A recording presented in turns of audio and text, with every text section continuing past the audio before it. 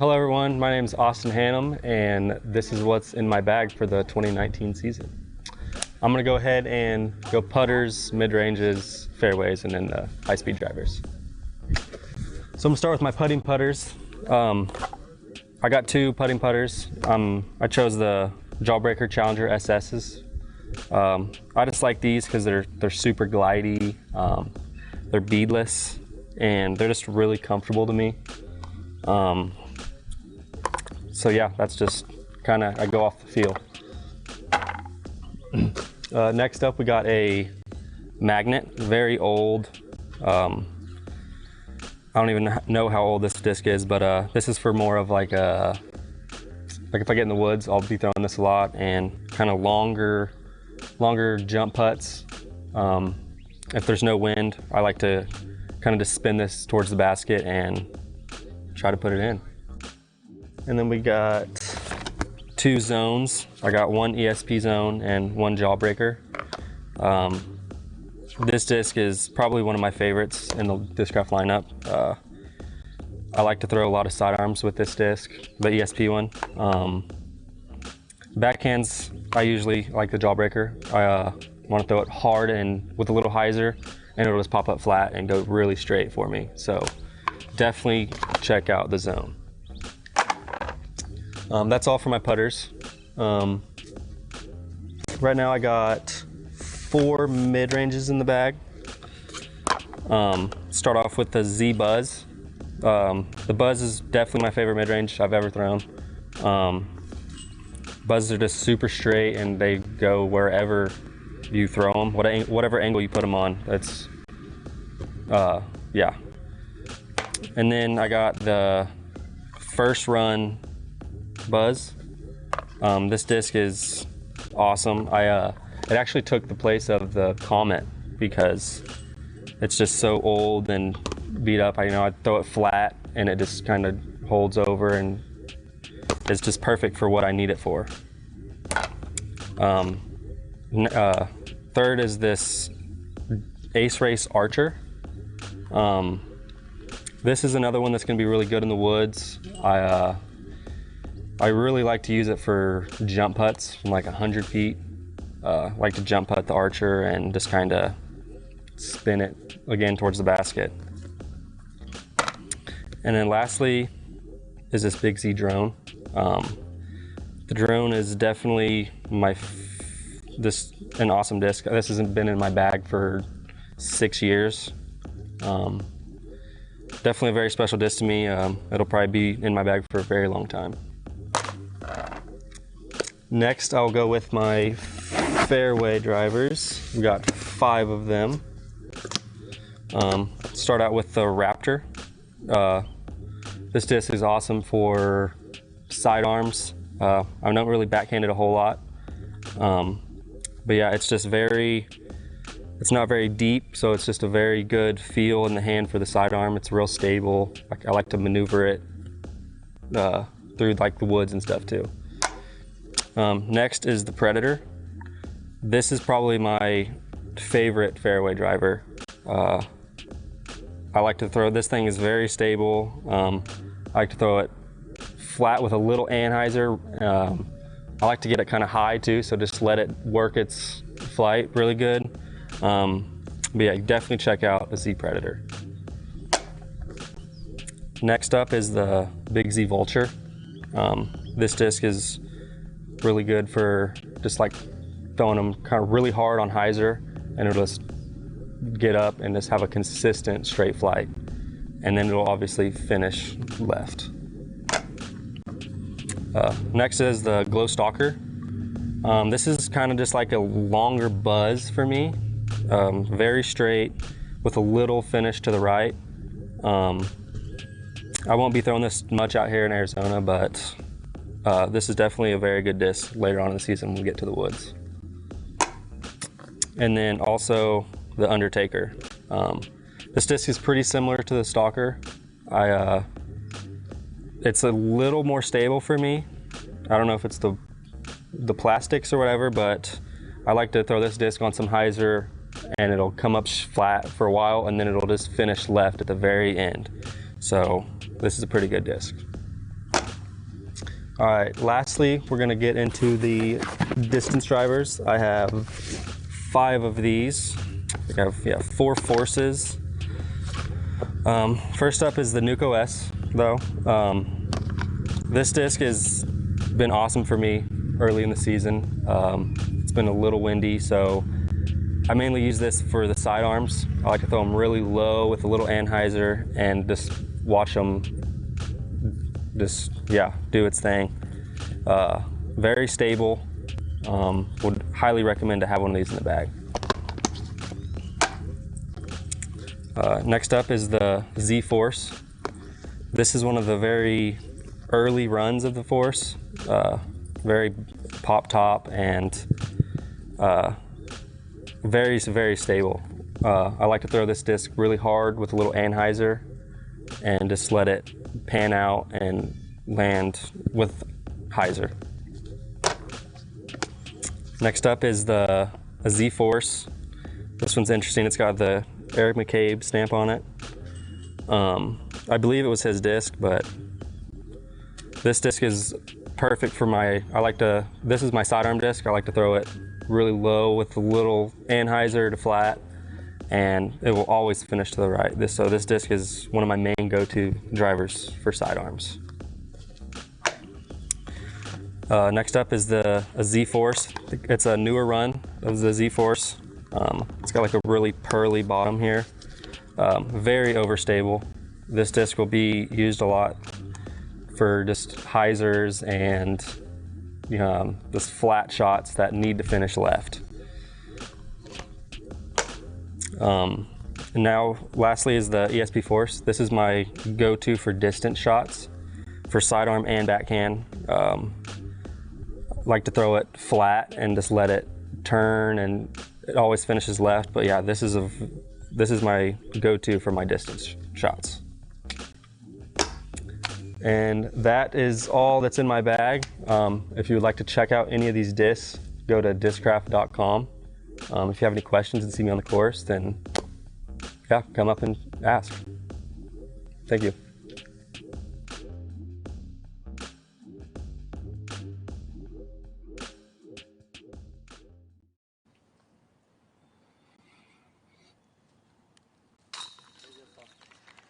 And Paul able to top it off kind of like high grass there. So it's tough to lift your feet enough while going uphill and keeping your timing perfect. A great shot though. That's going to put him circle's edge.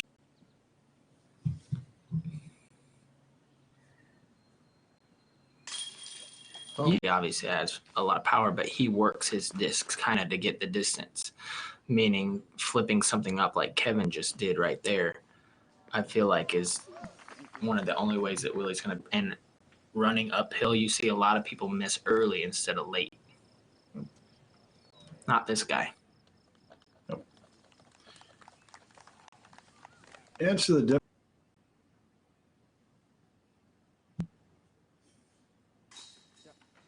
Typically, he's been bringing, Ricky's been bringing, even Kevin's been bringing. The level that they're bringing.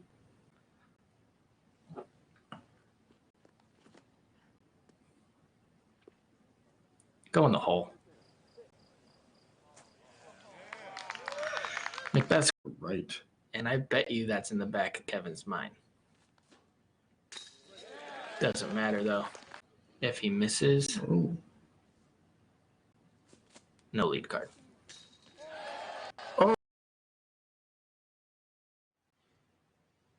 Hello, everyone, and welcome back to our live coverage of the 2019 Discraft Great Lakes Open, presented by Discraft. I'm Paul Ulibarri. I'm joined by Marty Copley, and we have a little weather kind of coming in. Yep. I just heard that there were some sprinkles on the course. We have a lot of great storylines from, Paul Macbeth, making that late charge to make this card. We had early round come in with Anthony Barilla, and that held up through the whole entire day. So can't wait to see the coverage. Let's get right out there. They're actually starting pretty quick. So from Mesa, Arizona, Anthony Barilla.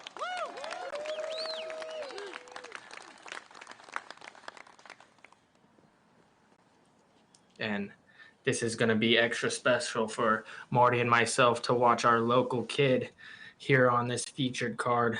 Anthony Barilla has all the tools.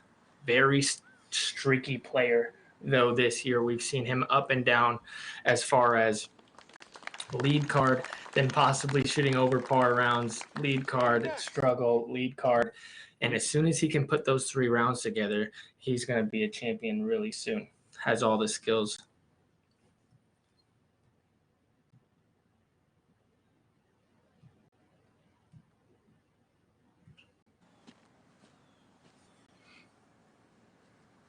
Hole 1 being 605 feet. This is playing as a very, very far par 3. You see all the OB on the left there, so they're going to want to play these shots that kind of turn from left to right. Only a few birdies in this round, and even in the first round, so this one's a very rare get. So if one of these guys could start off with that early birdie, really set the trend for maybe their round. Yeah, it's playing as our 3rd most difficult hole, averaging 3.28.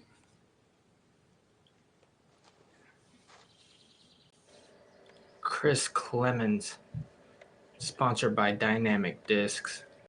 He's our lone lefty on the card, and he looks like he has the best drive so far. I mean, that's well in circle 2.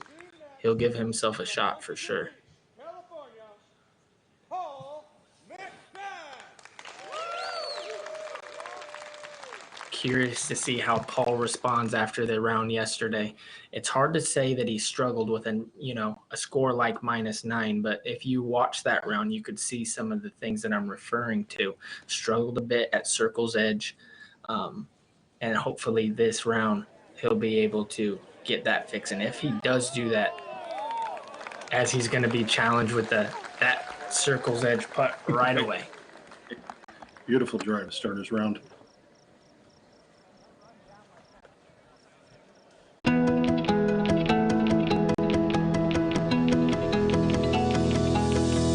Disc golf is a relatively young sport, but its popularity makes it one of the fastest growing pastimes in the world.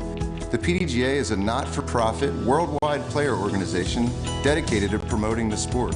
Like a long drive off the tee, disc golf is soaring.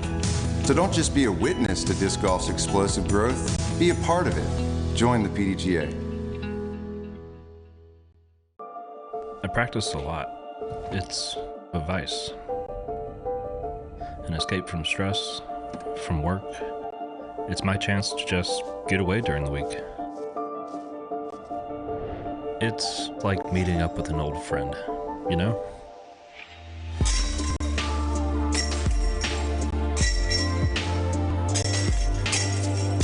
I'll never get tired of that sound. Love getting outside and challenging yourself to become better? How about spending time with family and friends, or just marveling at the pure joy of flight? Then you've come to the right place at the right time. Join the PDGA. When I need to check the wind, I just let out my hair. Disc golf is 90% mental. The other 10%,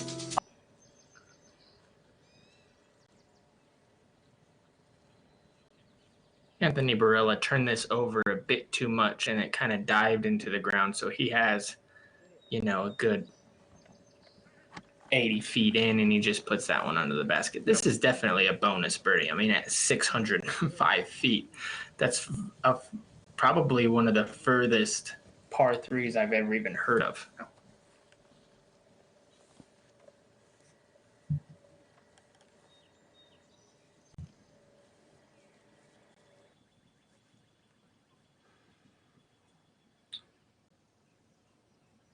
One of the things about this lead card is we have Macbeth, but then we have 3 other players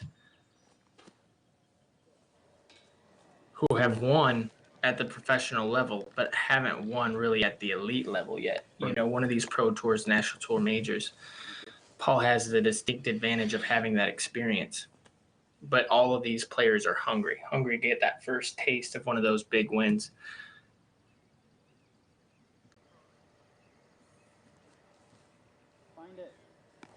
And I personally wouldn't mind seeing one of them break through in this tournament. Oh, yeah. Getting a win over, obviously, the best in the world is definitely a little bit sweeter. Especially with the field being as it is. There's still that name behind this as a pro tour. You know, it gives it that prestigious background.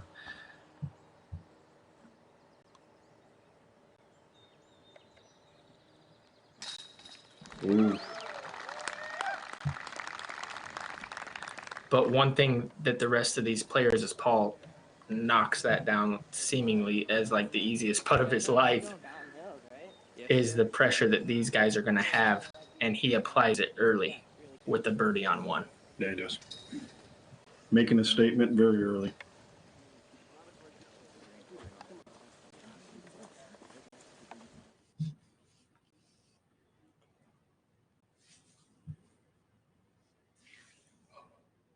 Hole 2, par 4, 726 feet. You can see all the rough on the right. You see the rough on the left. Really, the play is to throw whatever your most consistent shot is into the middle of that fairway. It's even okay for them to be right or left. This card has plenty of distance to be able to attack this hole, but the key to this is putting it anywhere in the fairway so that you have a nice run up up to the basket that is obviously on one of these high rises. It's playing as the 9th most difficult hole, right in the middle, just slightly over par.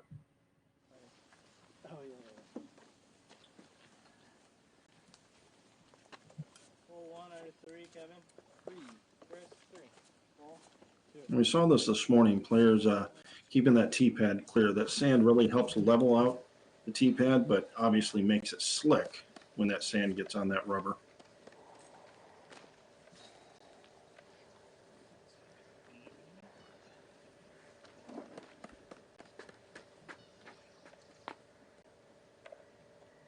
Yesterday we saw Paul throw this same disc, and it actually ended up being too understable and it drifted to the right side. He was not able to get up and down for his birdie.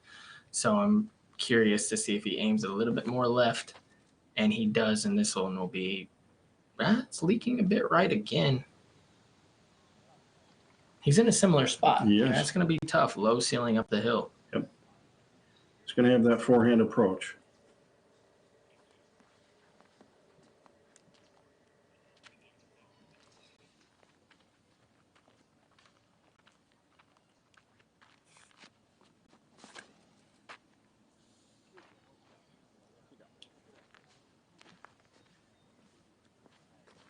And that one looks like it actually penetrated to the right, even deeper into the rough there. Yep. So that's going to be a tough up and down for AB as well.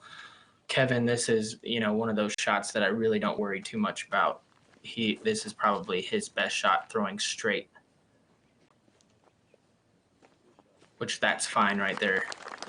Obviously if he's further up, it becomes a little bit easier, but we saw him do a putter approach from only about 40 feet in front of that. So distance isn't a factor.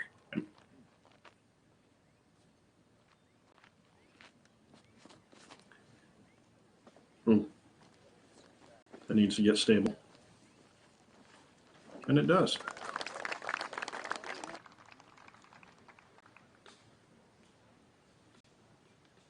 I can throw this disc around the world in one shot.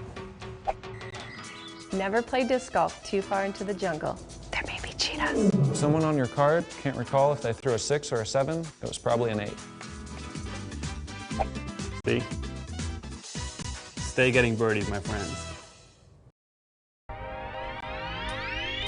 What do you think flatness and stiffness on this? Somewhat flat, neutral stiffness. This is a good disc right here. Got it. 2 more. Danny, this is the sick one.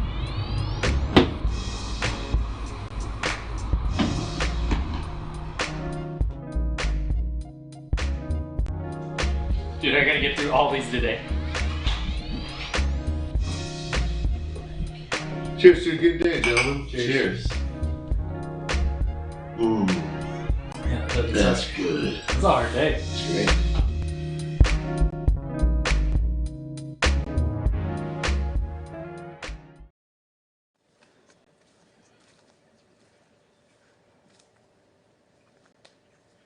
And Anthony is looking at this tight window. It looks like he has low ceiling, but it does look like he has some sort of shot out of there.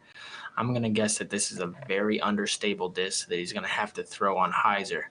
And once it lifts under this branch, it should rise up with that under stability and then hopefully drift to the right where the basket is. And that seems if everything goes correct. You slipped a little. What a shot, though. I mean, that got up there to circle 2 for sure.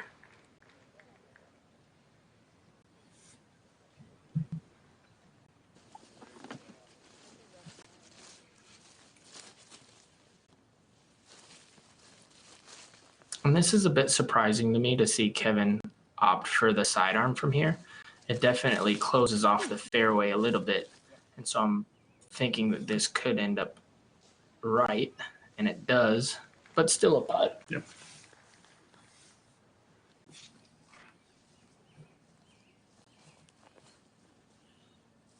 Chris, known for having one of the bigger sidearms as far as distances on tour.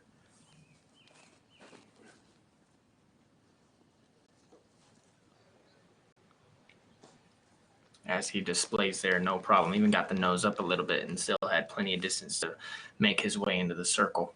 Yeah, he'll have his first tester putt of the day.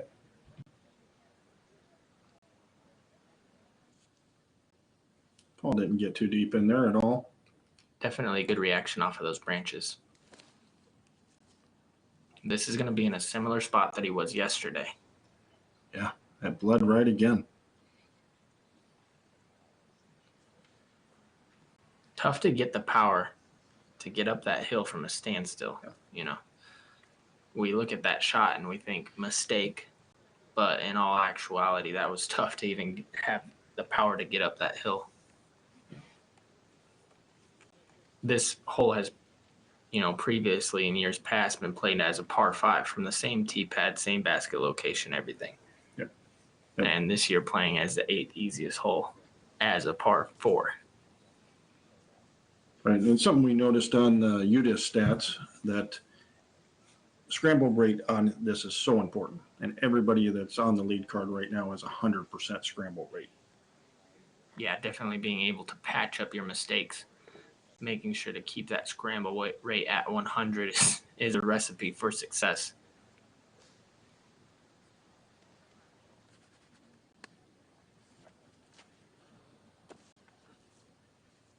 Although from this angle, this is a good angle to display how far this putt actually is. I mean, it's all of 50 feet up the hill, plus the elevation. It's playing about 70 to 80 feet.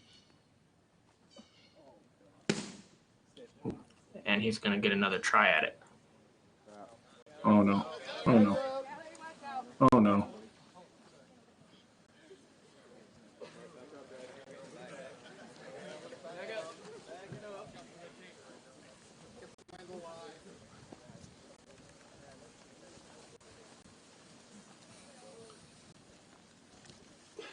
And Anthony being tested early with a bad break there. You got to get that putt up, though. He knows that if he misses that putt low, chance of rolling is definitely in the equation as he jump putts that all the way up.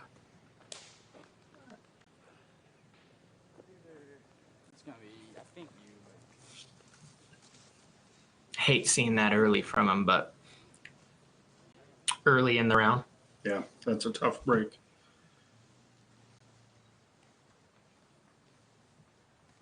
Yeah, it was a little dark, and then I went a little too far.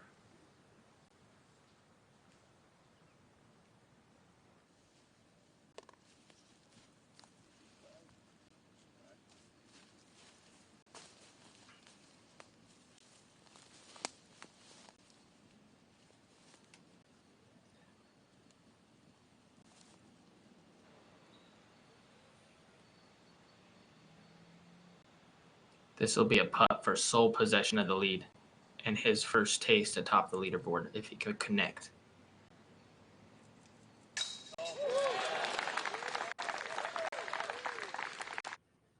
Wow. Let's get a Zucker replay on that one. Just an inch over the rim. I mean, absolutely picture perfect. You can't. There's no way to putt a better putt than that.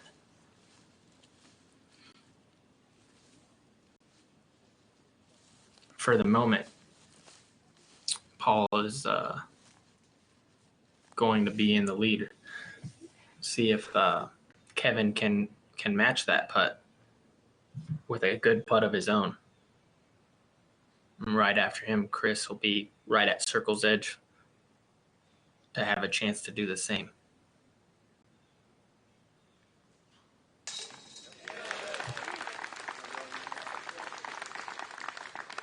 Not as center as Paul's, but same score on the scorecard. Yes, it is.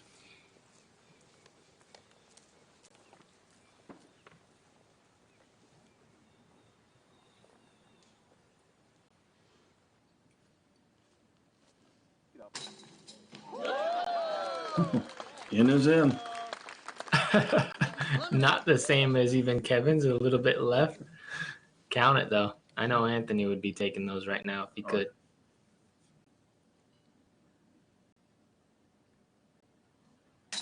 Nice job, Anthony.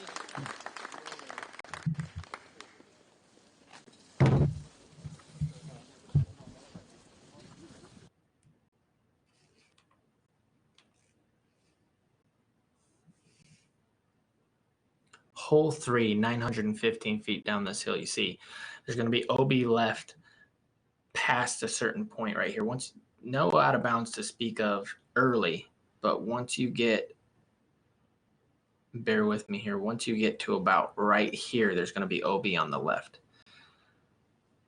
I'm excited to see these drives because this card has plenty of power. I think a great drive will end up about right here. Really, the trick is for this card is not to throw it too hard. You throw it too hard, you're going to turn it over like we saw Macbeth do and Anthony do on this hole up the hill, hole 2. And the natural OB on the right is extremely devastating. I mean, we're talking,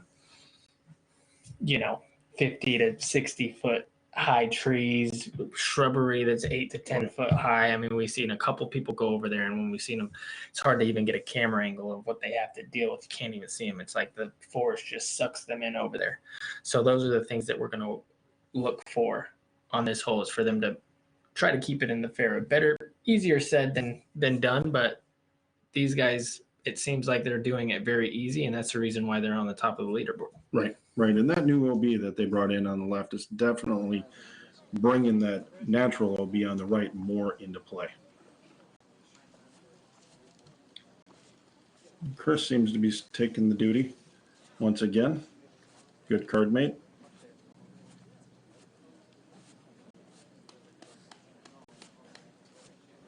Looks like the weather is holding off a bit for them, and hopefully we can maintain that through this round so we won't have any delays like yesterday. Seems like every tournament this year we've been having to delay a little bit, cancel some rounds. So let's hope. Yes. No, go ahead. Let's hope the weather holds out for us. Paul grabbing his putter. Yeah, it is his Big Z Luna, and he throws it perfectly.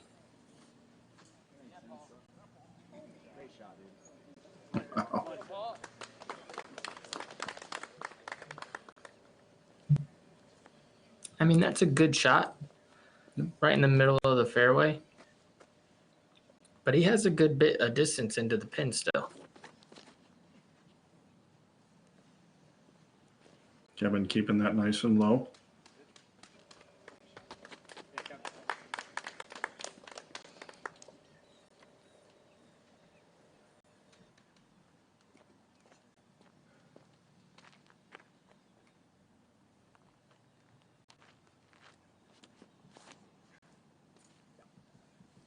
This needs to get down. Oh, that's perfect, yeah. That held straight for a long time.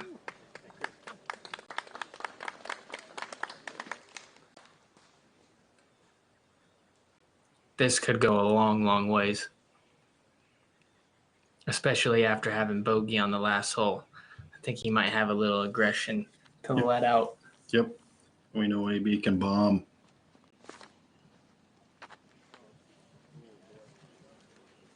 Bombing is an understatement when it comes to Anthony Barilla. He did turn that over, but it is coming back out. And look at this. Wow. He hit a tree, and he's a good 100 feet in front of the next guy.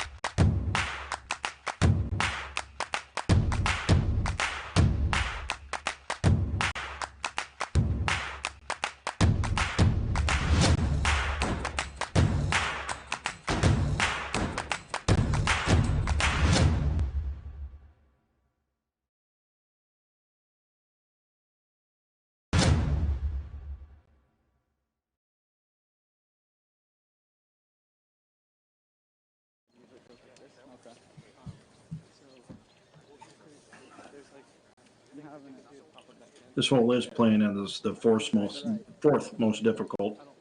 About 24% of the field birdie in this one. Playing about a 4.21 average.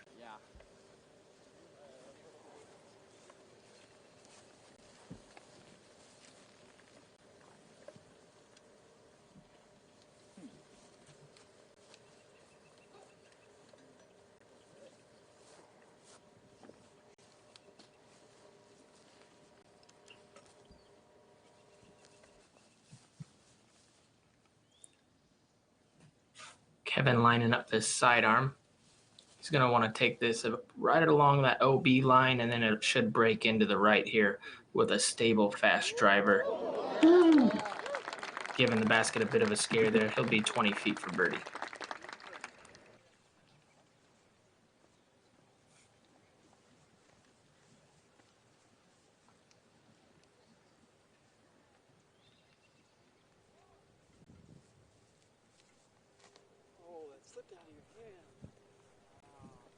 Nope. Looks like that one's leaking left a little on him. Yeah, it slipped out a bit. Surprising play to me that he goes putter off the tee. I know he has such control over that driver that he could, give himself a shot like, we saw Anthony do and have a kind of a chip shot into the green. Mm-hmm. And that one slips out. Now he's going to be, 40 feet to the left. I have a feeling he's going to make it from over there, though. Definitely can't write that off.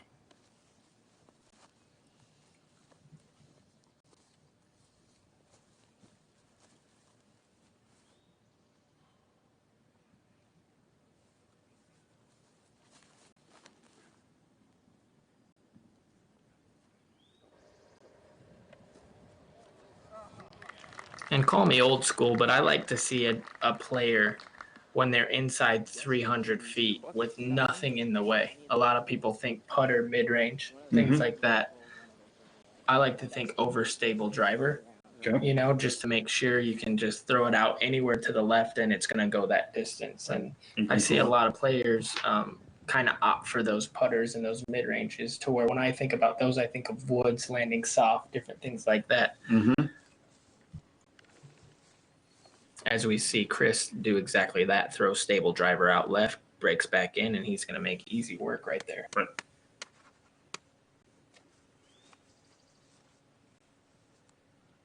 Looks like AB is going that trusty Nova of his.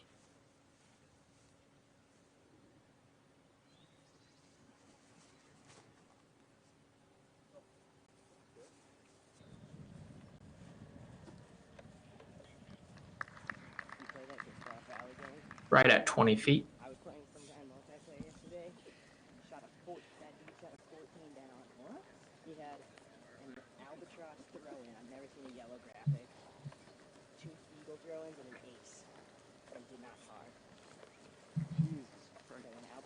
Yesterday we saw Paul struggle a bit from right around circle's edge, and when I say struggle, but he only missed 2 or 3 of those. You did. But that's struggling for Paul. And early in this round, we seen him make a 30-footer on the first hole. We seen him make about a 40-footer on this hole, and now he's really tested with about a 60-footer here. If he can make this,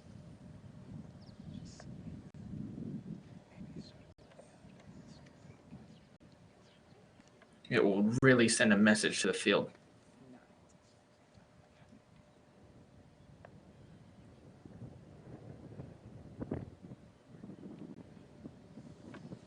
It's like I just run everything. And I'm like, A little bit low. Yeah, as we heard Terry mention yesterday, he saw Paul why he was struggling a little bit inside the circle, actually bending his putters, trying to break them in. Right, he had mentioned to Terry that they were a bit stiff. They felt a bit stiff, and he was trying to break them in a little bit. It's unusual. We saw him miss 2 inside the circles on 2 holes back to back.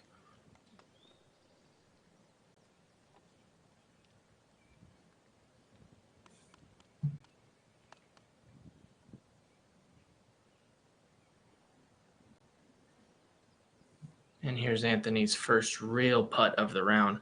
The other one was about 70 foot and then rolled to about 100 foot, and this one just inside the circle. Ooh. Misses left a little bit.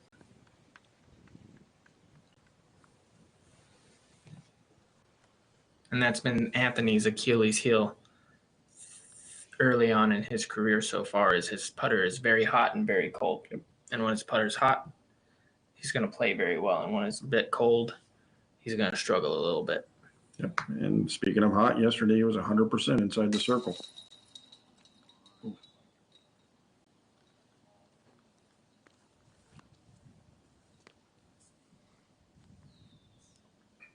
And seeing 2 misses weak side. We have a new leader. Chris kind of unassumingly getting a couple birdies, and we're talking about Anthony, we're talking about Kev, Paul, and then Chris is now leading the tournament.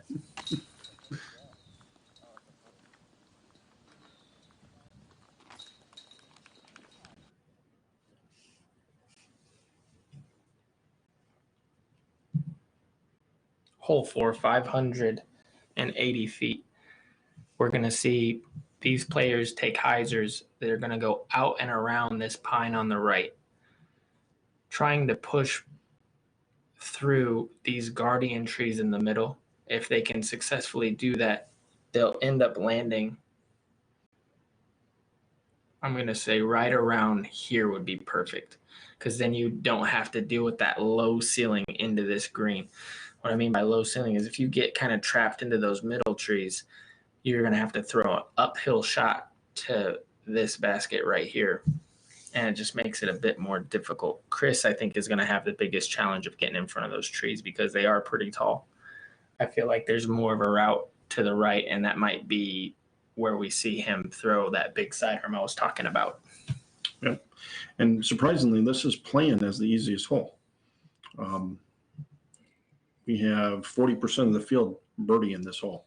That's very surprising to me because, typically as I've played this tournament in the past, coming to this hole, I'm not thinking, oh, this is one I have to get. It's definitely not a bonus birdie by any chance, but it's not one that I think, oh, I'm getting this one for sure. Right.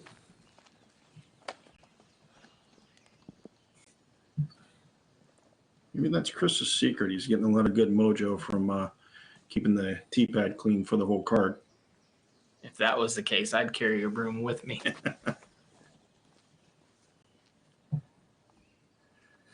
Some Windex, a couple towels.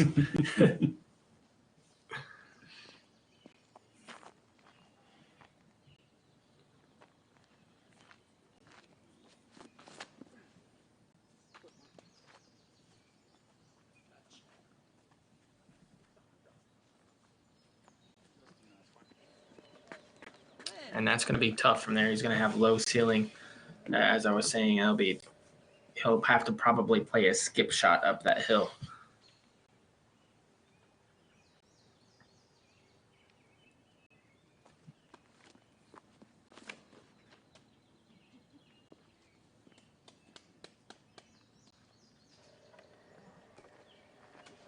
And he did get in front of those trees, so he should be fine kind of going up that hill. He'll have nothing in the way.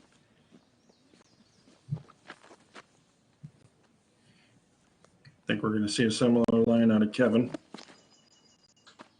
One thing I did notice about this leaderboard is there were 3 lefties that kind of made into the top 10, with Chris Clevens making the lead card as Kevin throws that absolutely perfectly. We also had Brian Earhart, who dipped into the top 10 there, and Zach Milton.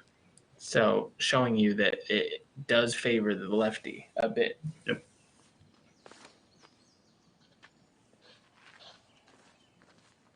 This needs to hurry. And it does. He'll still have to deal with a little bit of a low ceiling, but all those drives shouldn't be in too much trouble. The 2019 United States Amateur Match Play Championship continues with our doubles bracket. Local doubles qualifier match play brackets will be held throughout the United States and Canada through July and August. The championship bracket will be hosted in Emporia, Kansas on September 27th through the 29th. In the players pack, each player on the teams will receive a Dynamic Disc Biofusion Raider and a Latitude 64 Gold Burst Pioneer. Make sure you go to discgolfmatchplay.com for more information for the tournament directors and for the players. We can't wait to see you out here in Emporia, Kansas for the championships.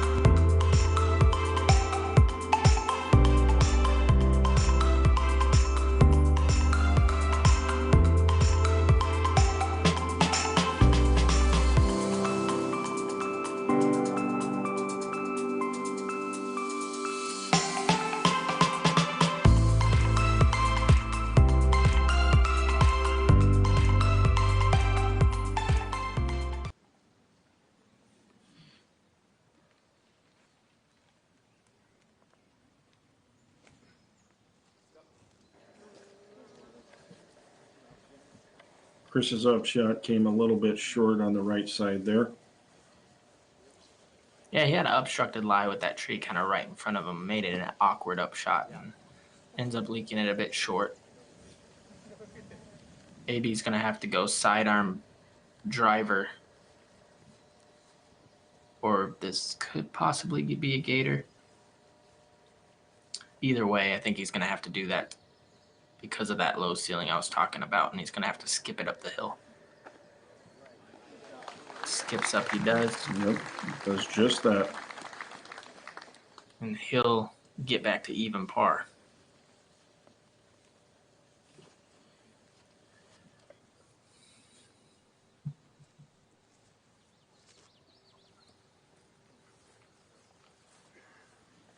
And that one's into the circle. Looks like it slipped out a bit. I mean, yesterday we saw a seemingly easy upshot from him from about that 200-foot range, leak a bit left, and then he ended up missing kind of a shorter putt.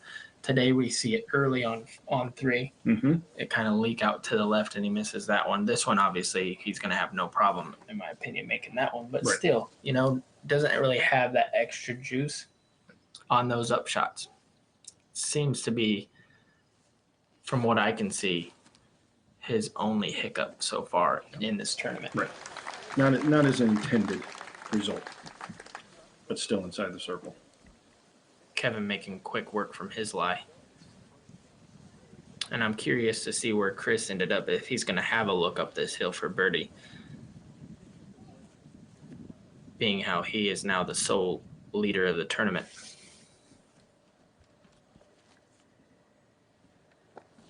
Chris just steps up and does a layup.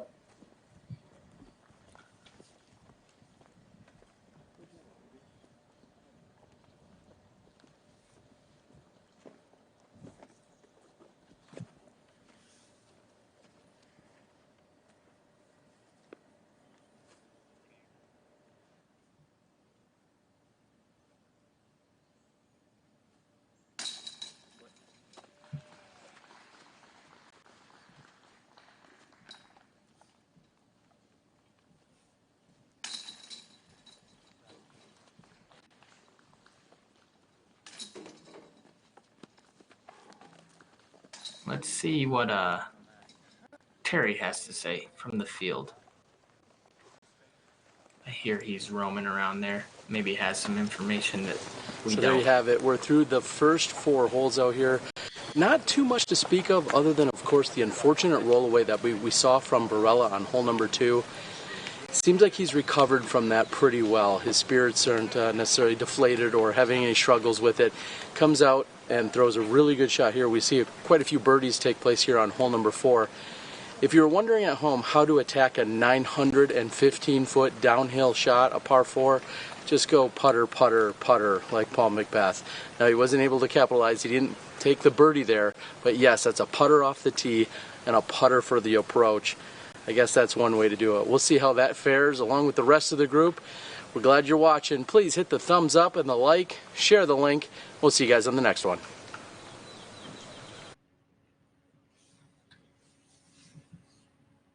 Hole 5, 300 foot up this hill. This is the tightest hole on the course.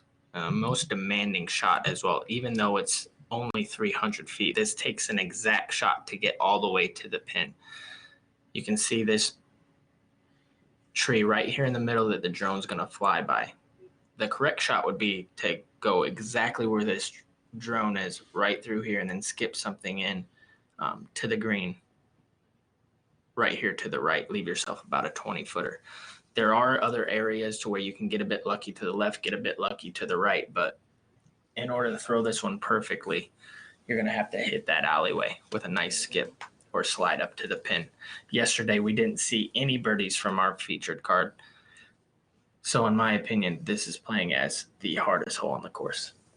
And that tree, it comes into play a lot. That white aspen-looking tree. Yeah, and it really does. I mean, that's the one that you want to kind of barely miss that one to the left on turn. And we're seeing players take both forehand and backhand approach to this right hand.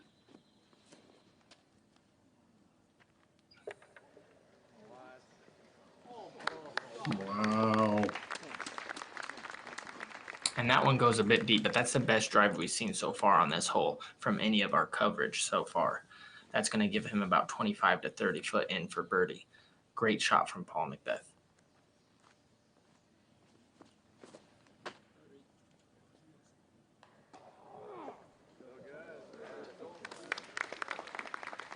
Kevin frustrated with that drive, but he did hit a tree. He got a pretty good reaction off of that tree. He should be around Circle's edge. Yeah, I'll have a look.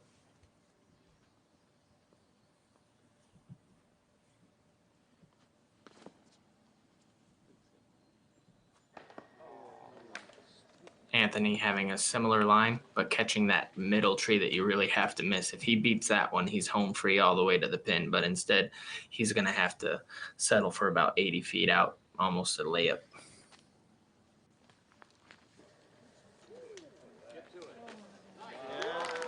Wow, and that's a great shot from the lefty. Yeah, nice slow turn, made the gap a bit bigger because he's throwing from left to right, kind of like Paul did with his. Yep. You can see him use the stability of the disc really nice here and then slides it right up for, that should be a tap in 15-footer for birdie. Wow. Yeah, let's check out this leaderboard. I mean, we've seen a little bit of a shuffle on the card that we're featuring here. But Willie Prince, who we had on the featured card yesterday, making a little push early, 3 down through 5 holes. He's also at 11 under, 1 back. We have Calvin at 2 under through 5. He's also 1 back. We have a couple 10 unders with Adam Hammies and Zach Melton. And then only 3 back of that in 9th place. So we have one of the tighter leaderboards that we've ever seen on the Pro Tour.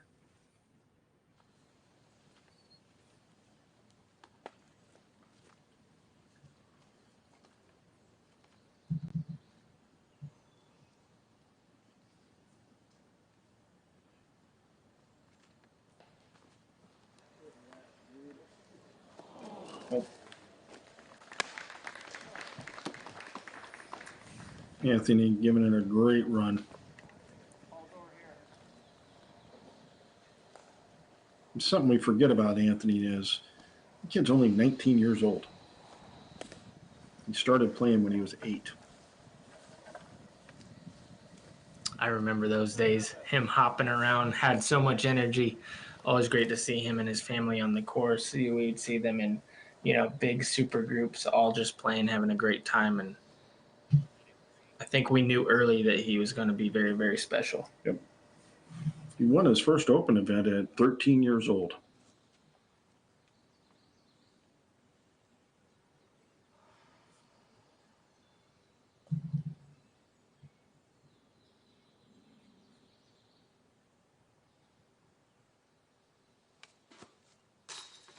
Give it to him. KJ.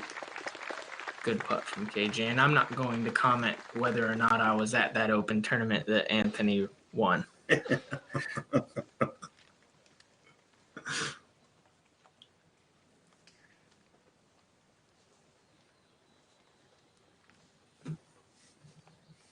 One thing to look for, though, moving forward, when Kevin's putter gets hot from about that distance, he's he is lethal. extremely deadly. One of the better jump putters this year that we've had ever that I can even remember.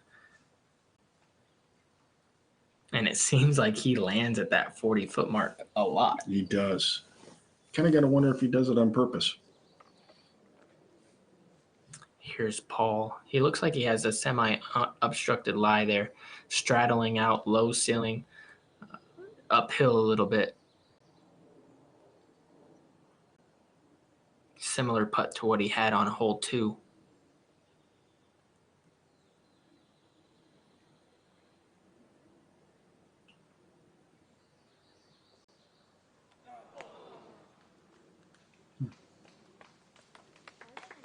I think that was a lot harder than we anticipated. Yep. If maybe we had a different camera angle, we could see that his footing, it looked like, wasn't great.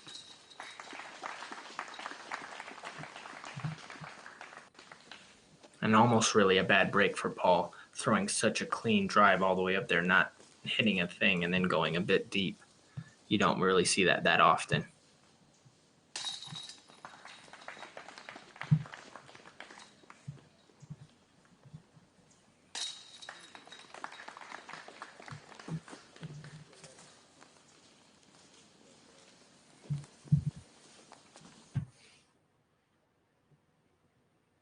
Hole 6, 632 foot.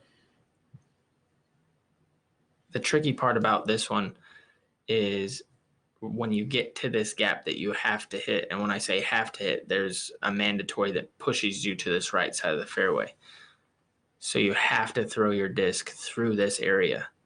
And once you do that, what you'd want to do is kind of throw it exactly where Zach is right there, or a bit further if you can, keeping it from going left into this shrubbery. As you can see, that can be very difficult. It's a little bit higher than the camera gives it credit. And if you get in there, I've seen players on this coverage so far struggle a bit. So first things first, though, make the Mando, give yourself good position, and then. Yep.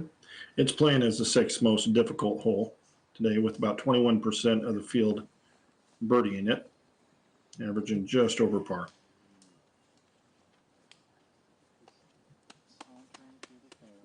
And I do think we have Kevin on the box.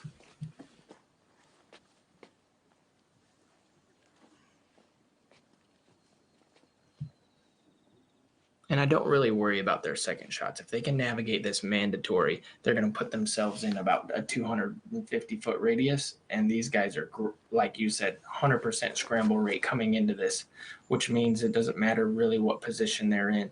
They're going to be able to manufacture something, as Kevin does miss the mandatory there. Looks like it just didn't stand up for him like he intended. And this is a really good placement of a shot from Chris. He's going to actually make, and being left-handed, being on the right side, he's made now his approach shot a little bit more wide open. Smart play. Smart play.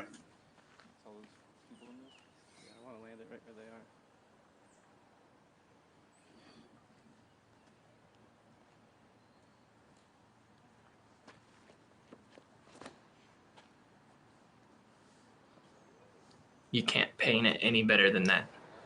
Nope. And we heard Paul right before he stepped up saying he wanted to land it right where they are. I'm assuming he was talking about those spectators on the right, which he did. You couldn't walk it up and place it in a better spot, Marty. Wow.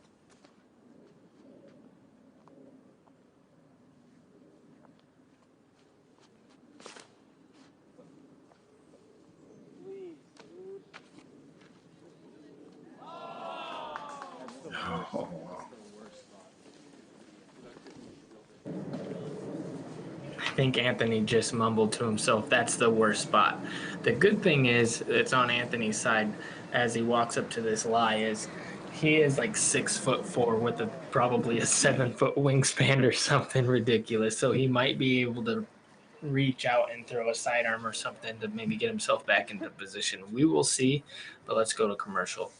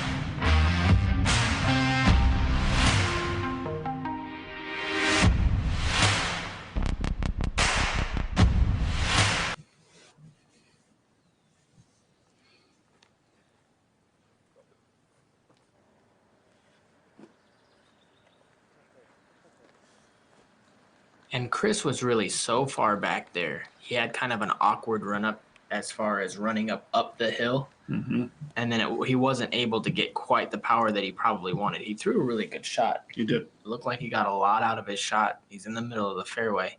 Ooh. And even though AB is as tall as he is not able to do what I said. He just has to pitch it around. Yep. Which puts him in just a little bit better of a position than he were to if he would have missed the mandatory. So no harm, no foul.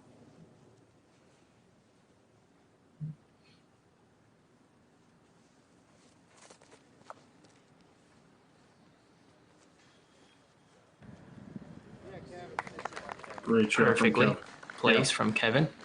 Yep. He'll be able to save his par. Keep that scramble rate.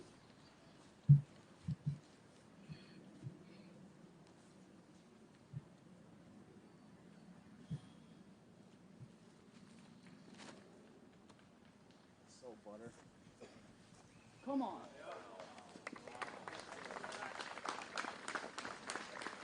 And I'm going to say that AB actually catches a pretty good break right there. That was a little bit left, drops right below that tree branch, and now actually gives him a chance to save his par. Yep. Paul Macbeth was in a similar position yesterday.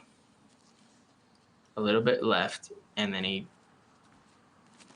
leaked his upshot to the left, makes the correction, keeps it right, and he'll be right about 25 feet. You know, we talked about his putters and how he was kind of working them in to get a better feel, and I believe he actually switched them out for a softer putter today. So he has two completely different putters. See if that affects him at all or if he putts a little better. But and he's notorious, as you mentioned yesterday, of putting in new putters in his bag before each event. Yeah, I mean, and that's one of the things that's pretty rare. A lot of people, you know, consider their putters pretty special to them, and keeping your kind of go-to in your bag for months at a time isn't a rarity, as Chris lays that one up. Yep, that is unique. That is unique. And as we know, putting is such a feel thing. And obviously that's what feels good to Paul. Likes a fresh putter. I know in the past I've had my putters that have stayed in my bag for years, and I actually knew them by how much money I made with them. I would kind of keep track over the years because I had them in there for so long. And even though I had them in there for years, it probably didn't match as much money as he's made with them in each tournament.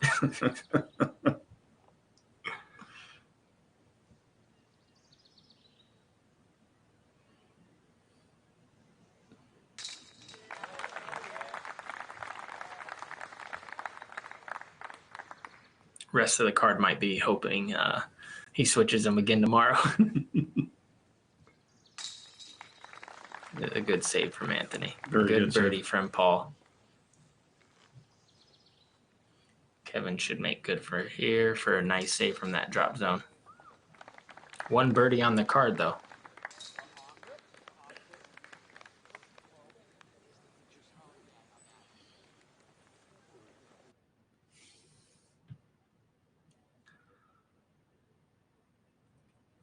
Hole 7, 505 feet. This is a par 4. You want to play through that gap right there with disc. It's not going to leak too far left, but really I've seen from the previous rounds, this pine tree on the right really coming into play and being the biggest obstacle for our cards. I think if you catch early, there is the possibility of kicking left out of bounds, but if you make it through the gap, it'd be really hard to get that way without hitting anything. Yep. So really the play is to get left of that pine so that you have an easier upshot into the pin. Right. And this is coming in as one of the easier holes on the course, playing as the 5th easiest actually, and then averaging 3.81. So a bit under par. Okay. And that new OB that they added on the left, along with that pine tree, definitely makes it more difficult. And as always, here on the toboggan course, we've got about a 54 feet elevation gain. Thank you to Savage Apparel for their sponsorship of the Pro Tour and of the tournament. They even provided me with a couple new shirts that I'm sporting today. So I appreciate them keeping us looking good here in the booth.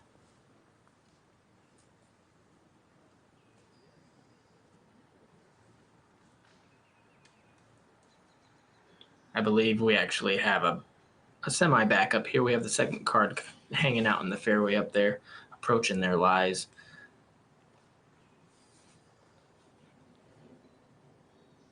That card's featuring Calvin Heimberg, Zach Milton, and Willie Prince.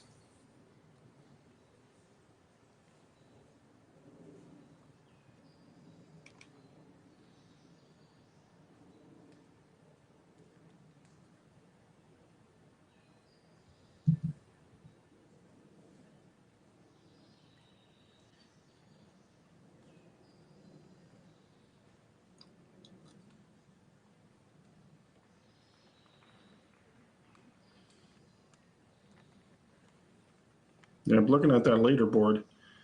We got a 3-way tie for first now. And Willie Prince has moved himself up into sole possession of 4th place right there. Yeah. You know, only one back though, Adam Hammond, Calvin Heimberg, Anthony Barella, Zach Melton, Thomas Gilbert, all only 3 back. Joel Freeman cracking in the top 10, tied with somebody else that I don't see at 9 under par. So, I mean, like we said last time we looked at the scoreboard, I don't think it's going to change as far as being as tight as it is. A lot of players have a great chance to win this tournament still, and this is moving day.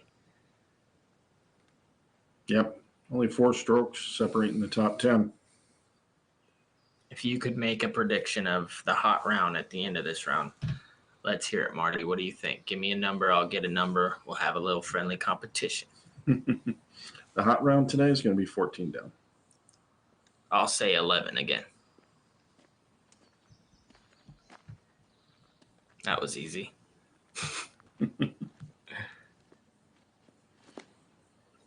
Here's Paul. Gets that one wide, and he's going to be in a similar position as he was yesterday, which is kind of tucked behind that pine tree.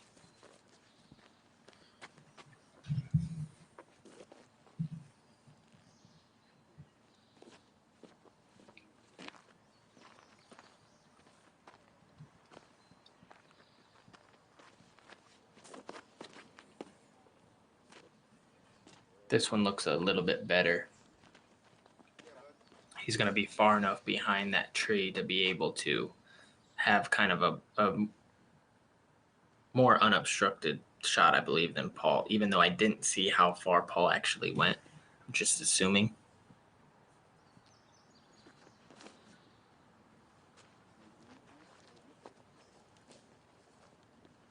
Another good shot from Chris, but that's also going to be a bit pinched, so not the easiest of up shots from there.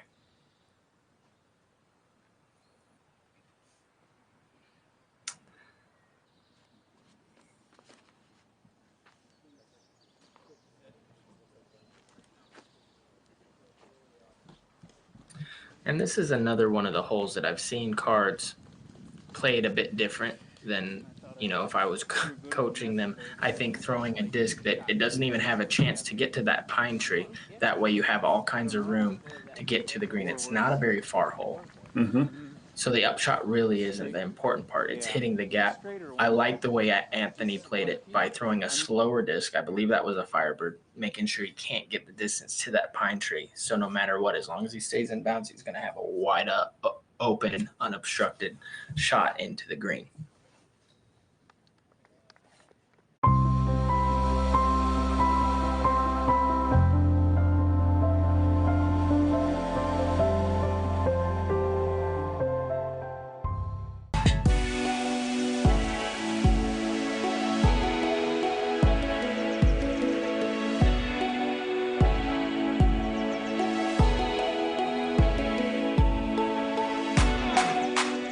If you guys like the H3 V2, but maybe you're looking for just a little bit more flip up and glide, the H4 V2 is going to be your disc. I'm absolutely loving it, and it filled a spot in my bag immediately.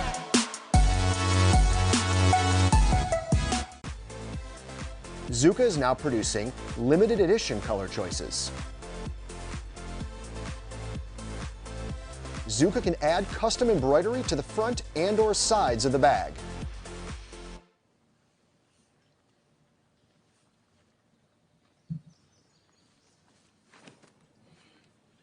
Maybe with the forehand up shot.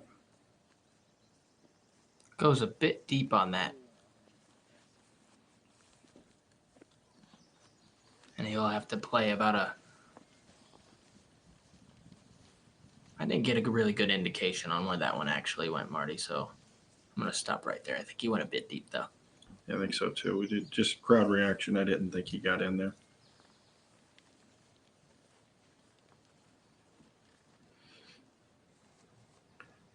KJ is going to have to contend with that pine tree that you mentioned before.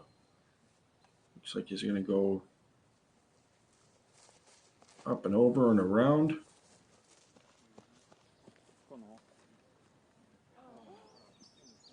Catches a late tree.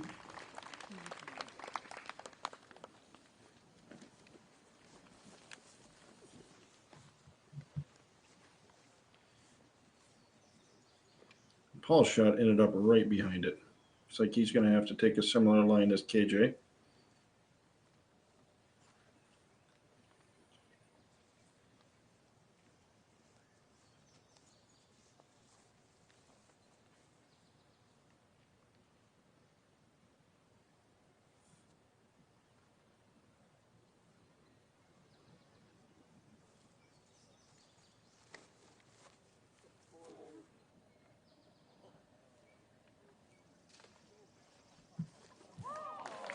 Wow. Great shot. I think he got a bit lucky on that reaction out of those trees right there. Again, he plays that one. You know, he's a bit out of position with that drive, I think. I think he wants to be a little bit left. And then he gets, like I said, a good reaction. Let's see if he can capitalize on that good luck.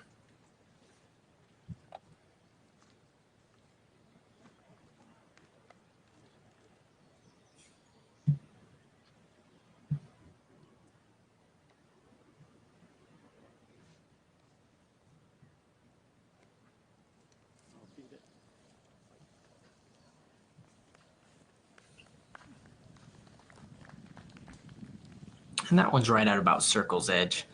We haven't really seen Chris be challenged at that spot so far. So far, he's been about 60 to 80, and then a little bit closer inside 20. So that'll be the first indication of how he's feeling, where his nerves are at, and if he's going to be able to get that one up and in.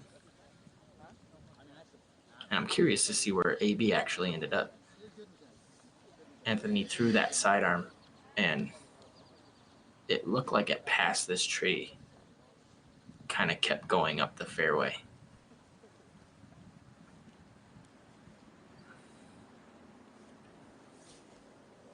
You can see those Discraft banners in the back showing that Chris will have to deal with a left to right crosshead here.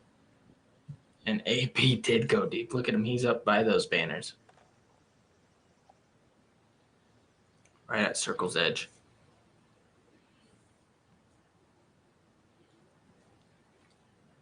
He's at even par on the round. This would be to get to 1 under. And momentarily 2 back of the lead. Very good putt. Yeah, and that's a scary putt with that downhill slope. He hits metal, he might be looking at another roll away. Yeah, that's a good point. Great pressure putt by AB.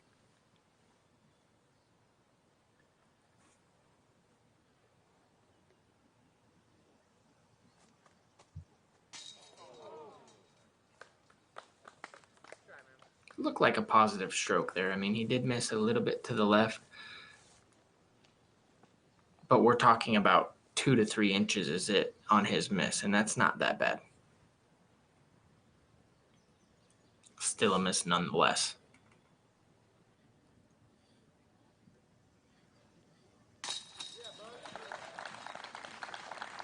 And if Kevin's putting from there, then Paul's even closer than that.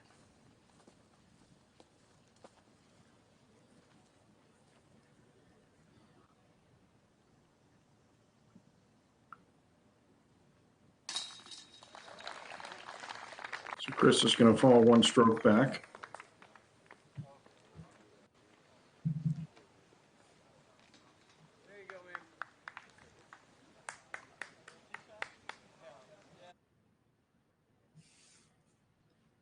And let's move on into hole 8. This is going to be a blind shot for these guys. An extreme elevation difference between where they're teeing off and where the basket is. 64 foot of elevation change, in fact. And really, I mean, all these guys are going to try and do is throw stable discs out wide with a good amount of height, crash into these trees right here, and, you know, try to find the best reaction they possibly can. I mean, if you absolutely peer it, you can skip kind of in between these 2 trees where we see the basket and skip up there and park it. But for the most part, they're playing an accuracy game to a point, but then they're kind of trying to play Plinko. Yeah, it's playing as the 12th most difficult, just under par, with 23% of the field birdie in the hole. What? See the guy taking a pee? Just right in our window. That's funny. What is it? He's just taking a pee. It's kind of funny. I can see him in here. Antonio? 3. Kevin 3. Chris? And it looks like we can see Zach Melton on the second card. This is Chase card. Looks to have leaked it a bit right at about 45 feet.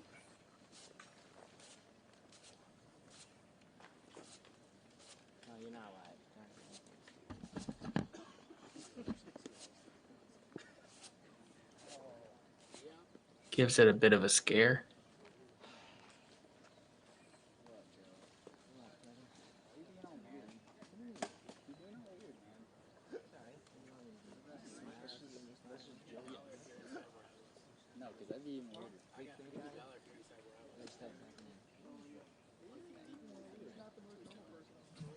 And here's Adam. Hammis lining up from about 40 feet. And it looks like he does have an alleyway.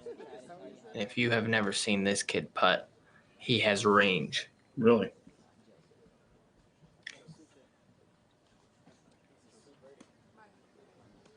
I'd be surprised not to see him hit metal from here.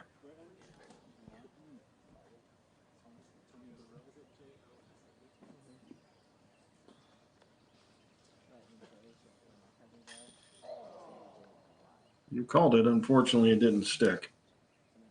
It got there so fast, as you can see. I mean, you know, he's deadly from right around 80 feet and in.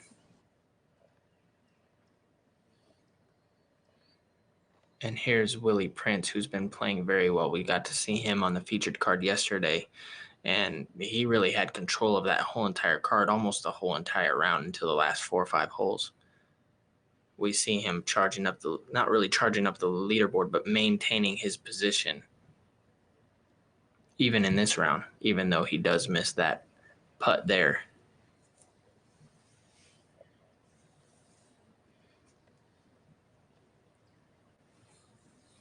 Yeah, Willie currently is in tied for the lead.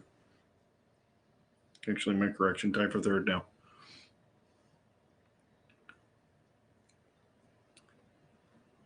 Here's Calvin Heimberg. He got the year started off really hot with a nice win in Las Vegas to really solidify his name as an elite player on tour. Man, I really wanted to kind of coast that one into a nice make there. And then he misses.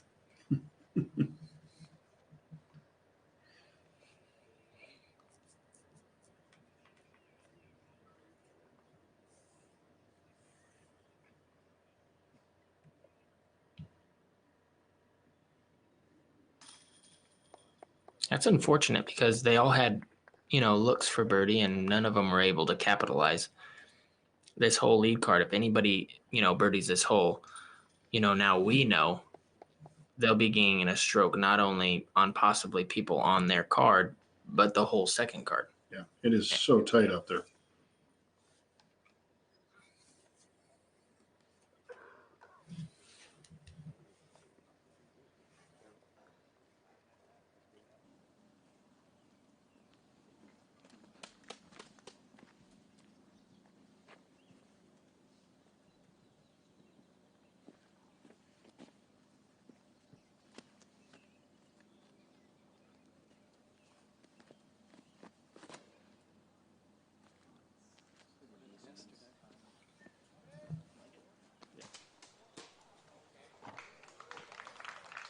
And Chris peers that one. I mean, that one, it didn't even look like it hit a tree.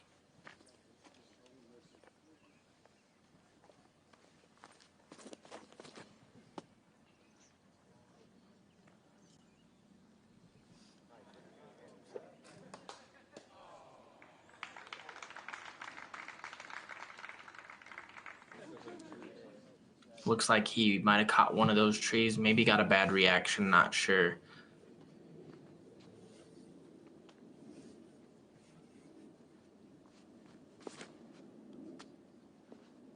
Maybe it looks like he's taking that same line. Yeah, it looks like it's a bit right, though. And it is. He's going to be close to 60, 70 feet. Low ceiling. That's going to be a tough make from there. You're really even to give it a run.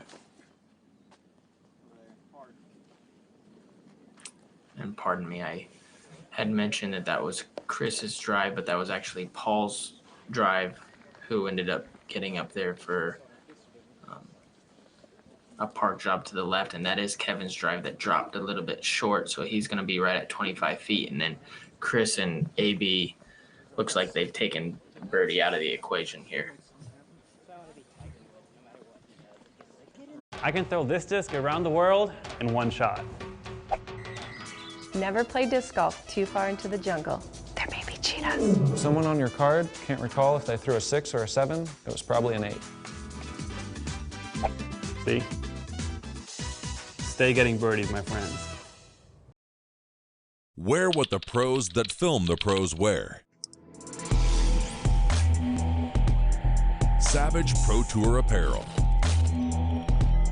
Full body dye sub technology. Sweat wicking polyester. Lightweight Cirrus jersey. Made in the USA. Are you savage? Wear what the pros that film the pros wear. Get yours today.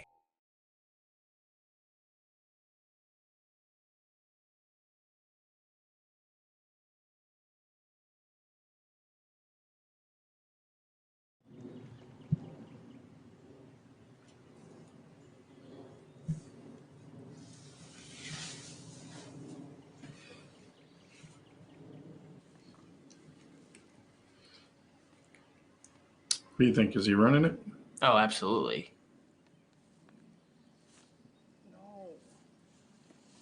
He yanks it a bit.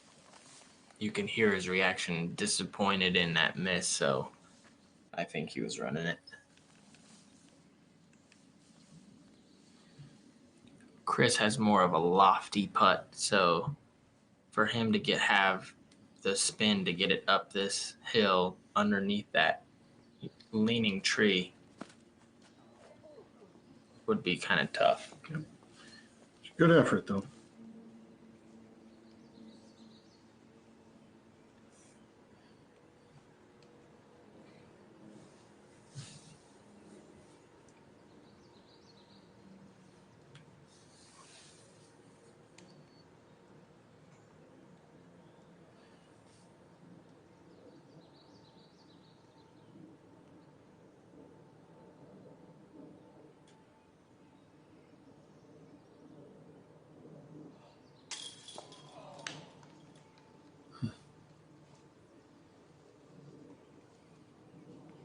Kevin missing that a bit to the right. Can't help but think that maybe the moment kind of caught up to him right there. A little bit, and this might be Paul's chance for a sole possession of the lead.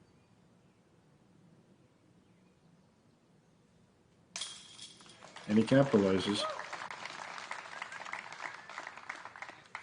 You got to be careful. This is, I believe this is the first time Macbeth has actually had sole possession of the lead after a hole.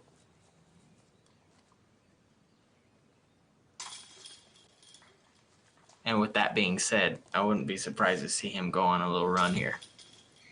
I don't disagree.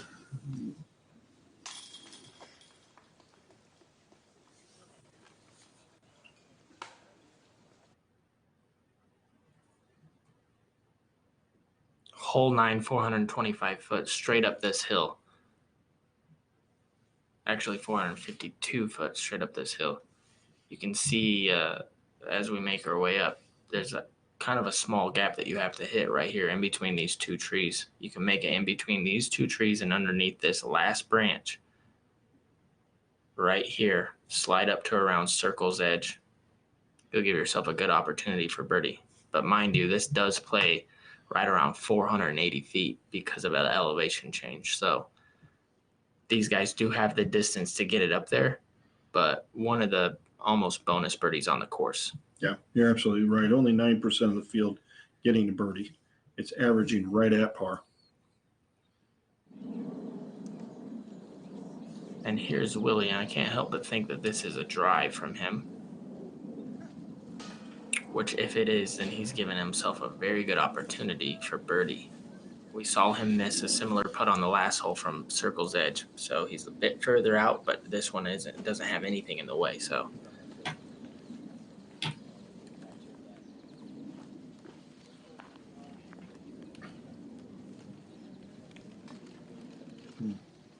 and he was almost ready to chase that one down. Right on line, just a bit high, and that was for birdie according to the U-Disc app that I'm looking at. And this one as well.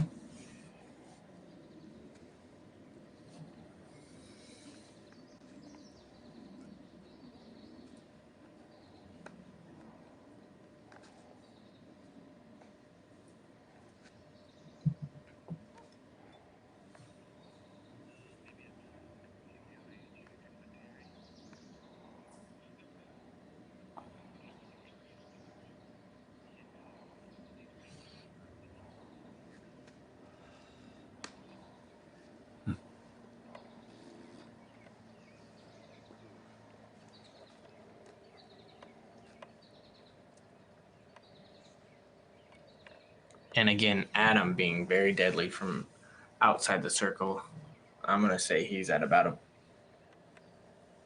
70% chance of make here. Yep, Adams is 5 down through 9. He's moved himself up 4 spots.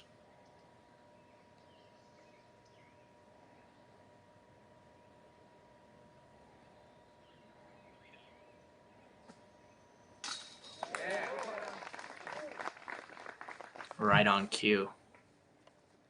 Great putt.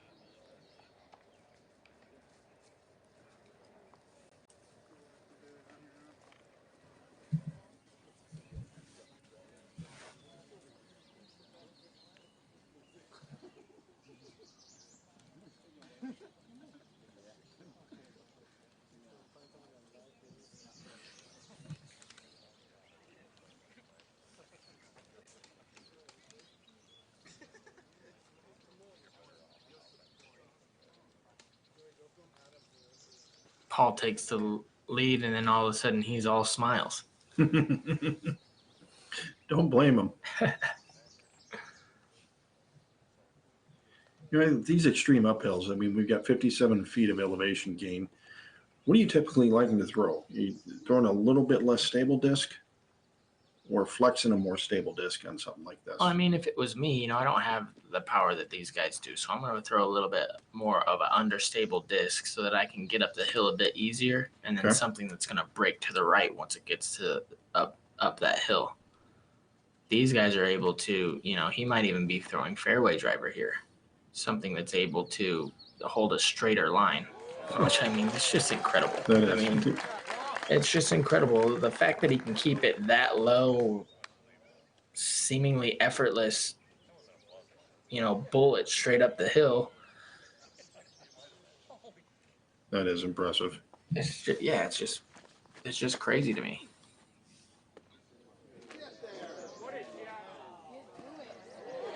And even Kevin gets through. He looks like he got a good reaction off that tree. Yeah. And able to beat it.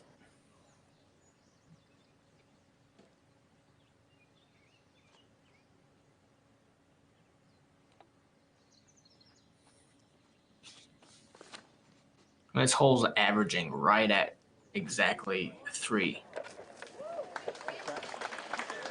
And we're seeing about 10 birdies on previous cards, so it's gettable, but it's not that gettable, you know. And so far, we've seen all 3 guys get up top there with a chance for birdie. Chris turns this, yeah, not what he wanted there. No, he turns that one over right away, and those bushes can be pretty tough. I mean, those are, as you see, the crowd disappear behind them right now, and a spotter kind of running down there to check it out. How'd you do today? Shot one over again. There you go. Same thing. One bird, one bogey. Dude, no, Yeah, and thanks again for all the volunteers and spotters out there helping players find disc and keeping play moving around.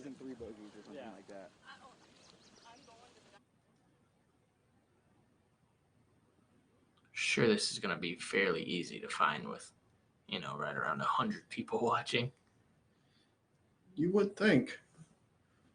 As you can see how thick it is, though. I mean, Chris just disappeared down in there.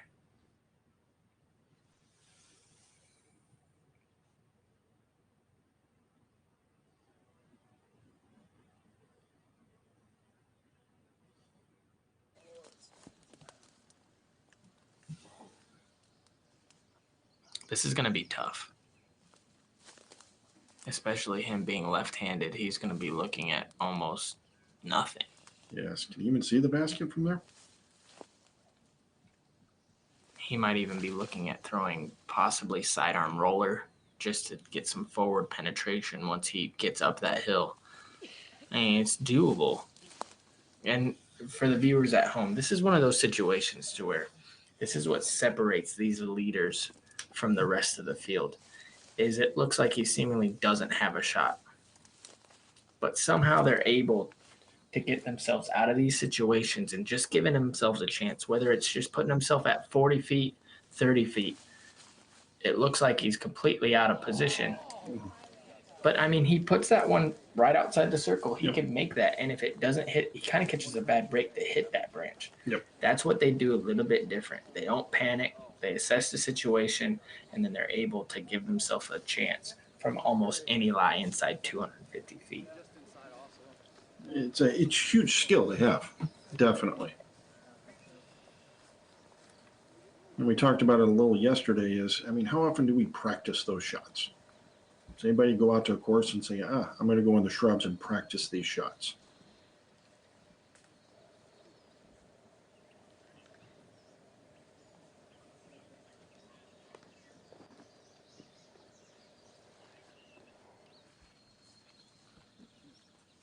And I would love to see him make this. Yeah. This would be a great save. I mean, this is playing pretty far up the hill, though.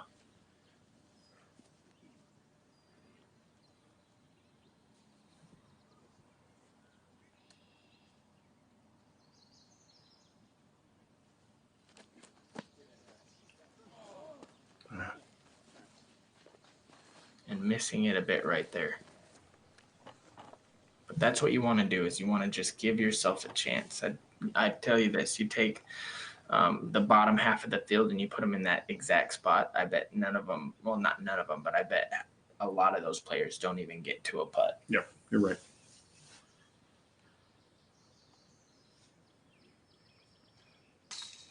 Evan.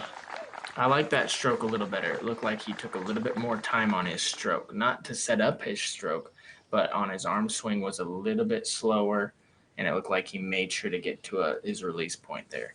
On a previous putt, it looked like he was really quick, and he kind of pulled it. A little tentative.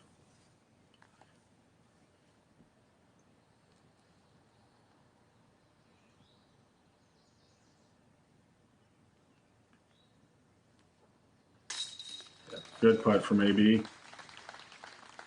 Nice bird.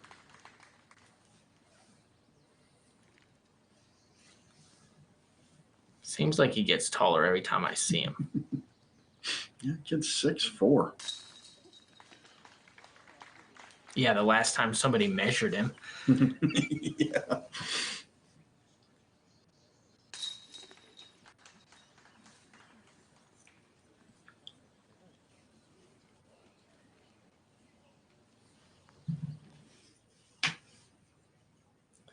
This is hole 10. 370 foot. I like to call this the Paul Nemesis hole. Last two times he's played this one in tournament play, he hasn't managed a birdie. Anthony Barella and Kevin Jones. Chris Clemens, I'm going to admit, I'm a little surprised. There must be something with the angle or that height or the speed that he needs that he went with the lefty forehand on what I would consider a lefty backhand shot. Maybe I'll have to see a little later about that.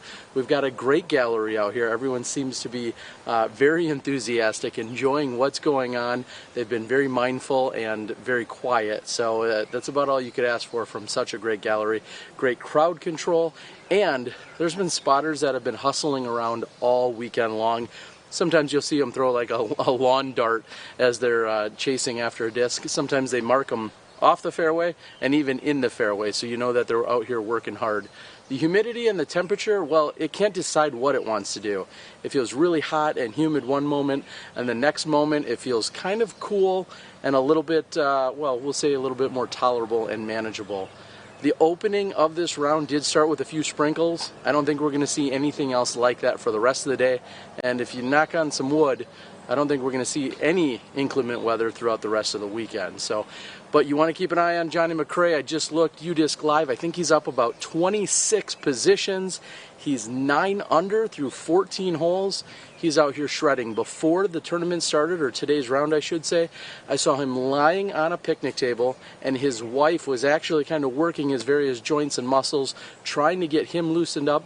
They've both been very sick, and Johnny somehow is battling through it, and today sounds like he's taking it to the course.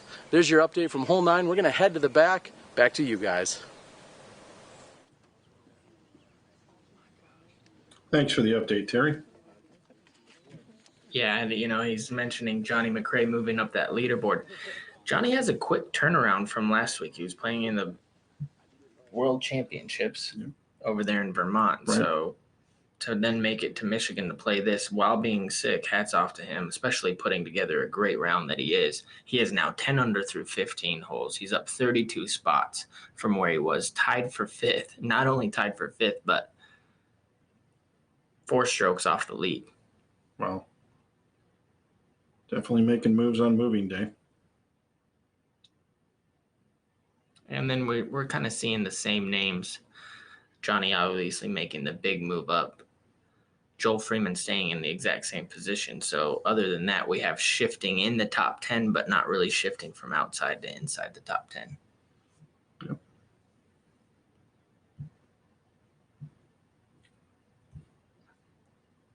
Looks like we have back up again. Calvin from just outside the circle actually misses his putt, and now we have a few people making it. Looks like Zach Melton making it to a lie. And I'm hoping this is for birdie.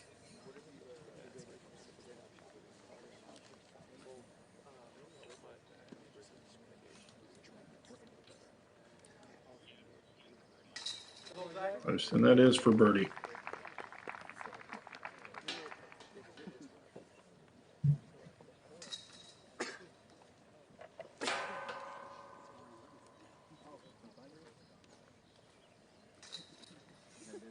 Going back to this whole preview, I was saying that it's Paul's nemesis hole as he's missed it the last couple times, including the 18 under that he had last year. You think that's in his, in the back of his head? Like maybe this is, kind of a hole I struggle with? Knowing Paul, I'm sure this means that he's a little extra motivated to get this hole. Yeah, I'd love to see him give it a little scare. Maybe get ace to pad those stats, get back to under par on the hole. Something I noticed about Kevin, he's kind of sporting the Abe Lincoln style beard. Makes him look a little tougher. It's at least less sweaty. He does, He ain't fooling anybody, though. He's a young whippersnapper.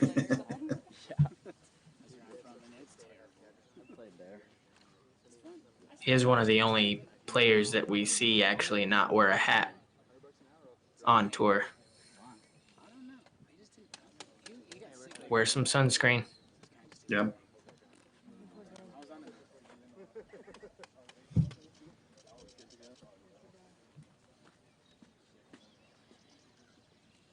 I'm going to say he gives this one a scare.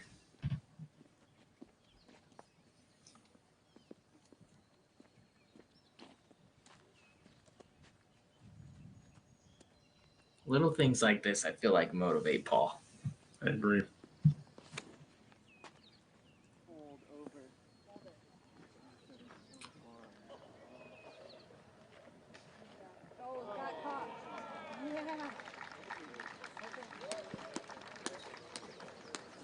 Not so good. That back tree kind of keeps him from getting up the fairway. Might have helped him a little bit. But, I mean, he's well outside circle 1 there. Gives Kevin Jones another opportunity to grab a stroke here, tie it back up, and this looks great. Inside the circle. Nice.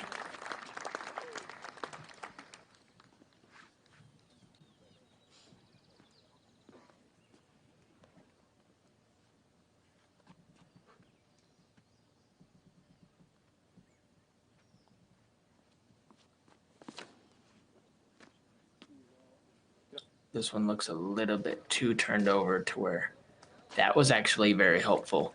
Because if he misses that tree, he's going to hit on angle and roll left, probably well outside the circle. That one keeps him within striking distance for birdie.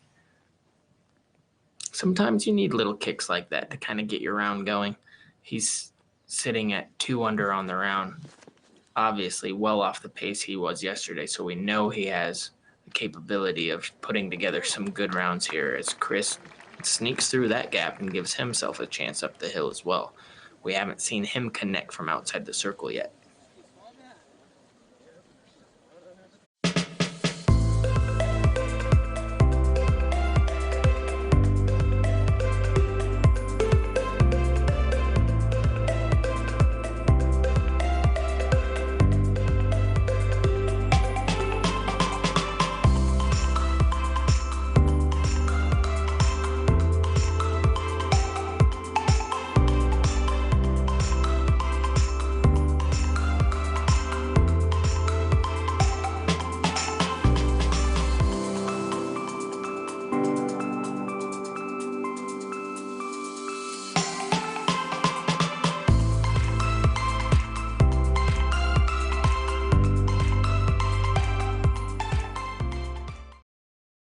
Poison ivy ruins the best day outdoors. Honey, careful. I saw poison ivy. The rash is ugly, itchy, and spreads quickly. Zanfel's your answer. Skip nutty remedies and expensive visits to urgent care. When you get poison ivy, get Zanfel. No side effects. Safe for kids. Zanfel washes away the toxin that causes the itching rash. Complete relief. Zanfel lets the healing begin. Got poison ivy? Get Zanfel. It works.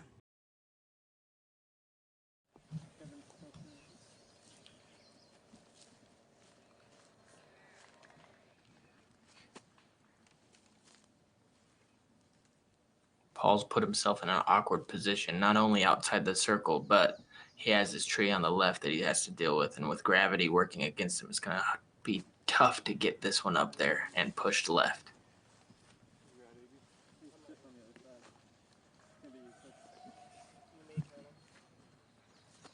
Now the whole card has a chance to get one back on the leader.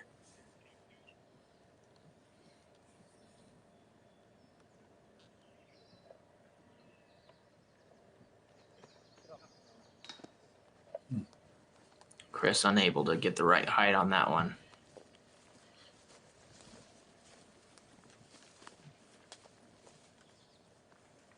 This is a big putt for Anthony. This is to get within 3 shots of the lead. Slow start on the front 9, but if he can put together a nice run on this back 9, he can get himself back into really good contention for tomorrow. But it takes these, catching a good break and then capitalizing.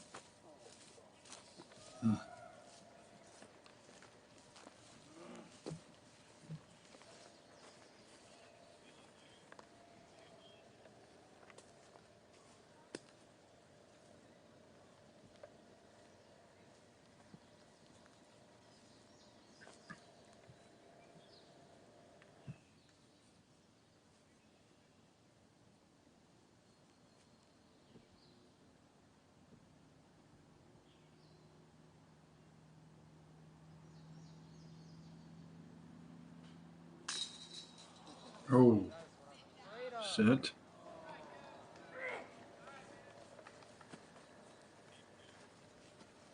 And Kevin misses that one a bit left. Can't help but think maybe that straddle putt on the side hill, makes it a bit awkward coming, he looked like he was about level with the basket, but with that side slant, tough to keep that even keel and get that correct stroke there. He Right. gets a little bit of a roll away, but it doesn't look like it went very far. Yeah. Looks like he's sitting at about 20 feet.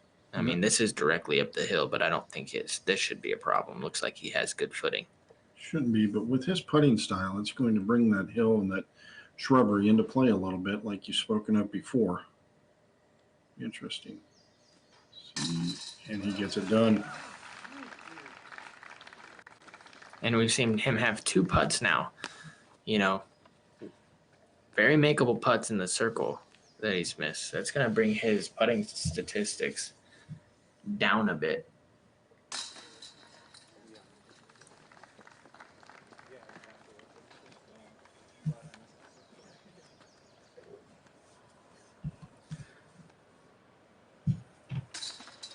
From circle 2, Kevin Jones is 100%. Well, from circle 1, he's 50%. And we mentioned that earlier in the round. He would almost rather be 40 feet than 25 feet.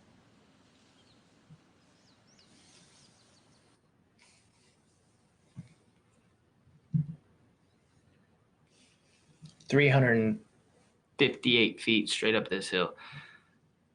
These guys should make quick work of this hole. All it takes is a low ceiling, I'm going to guess fast driver, something that's penetrating hard and low, so you can skip under this branch right here to the left, and you're going to look for a lot of them to kind of end up in this area right here or just to the left. Yeah, and it's playing as the 9th most difficult hole, averaging right at par. Yeah, and I mean, you know, we're in the middle of the course, and as we've seen in the previous rounds, it's the tougher part of the course. You know, we see hole 9 playing very tough with right around 10 twos. We see the next hole playing pretty tough. We see that car that doesn't score a birdie. You know, coming into this one, obviously I'm going to expect for them to get a few birdies on this one, but then the hole after that one, that's a bonus birdie again. So we're in kind of the tough part. Once you get past these next couple holes, all of the next ones are gettable. Yep. You know, we're seeing Johnny McRae right now. He's gotten the last 6 in a row on this back 9. So it's definitely gettable as he's moved up 33 spots on the leader. He is now tied for 4th with Anthony Barilla. Just an amazing round from him to come from that far back to possibly pushing that leader card for our final round.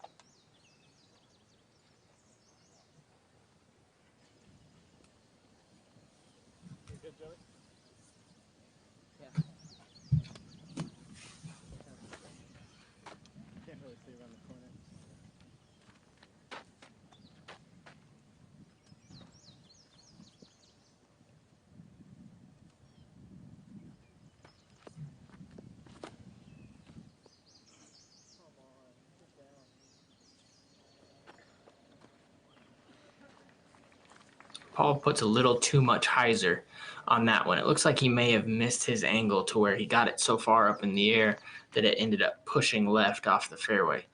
That's going to be a tough birdie from where he's at. So door open again for these guys. This looks perfect. This looks absolutely perfect. Yep. Kevin just keeps giving himself opportunities after opportunities.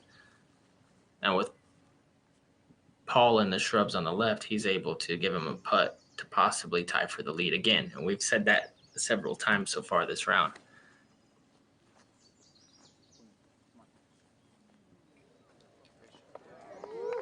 No.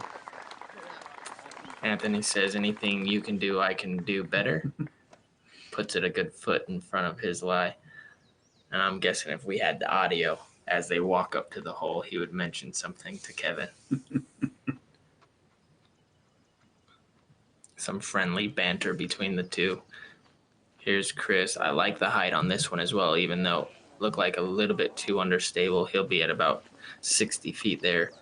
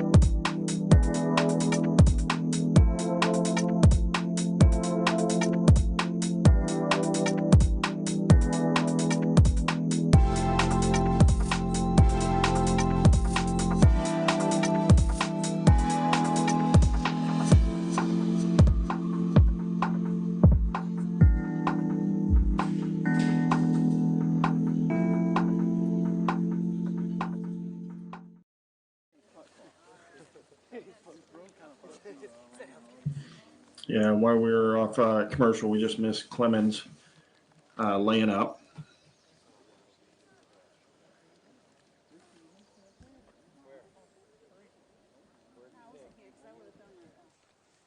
Here we see Paul's lie.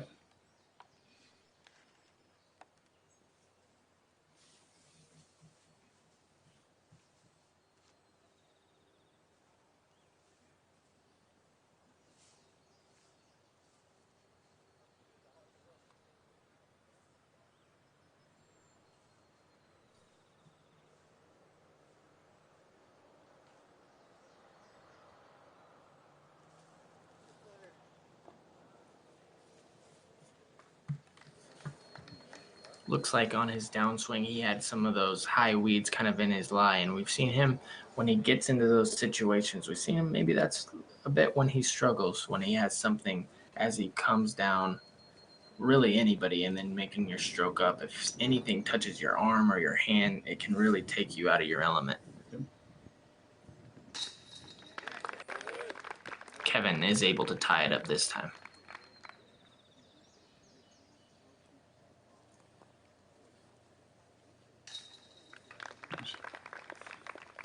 Barella able to get within 2 shots of the lead now. Yep. We see a couple of birds, a couple of pars.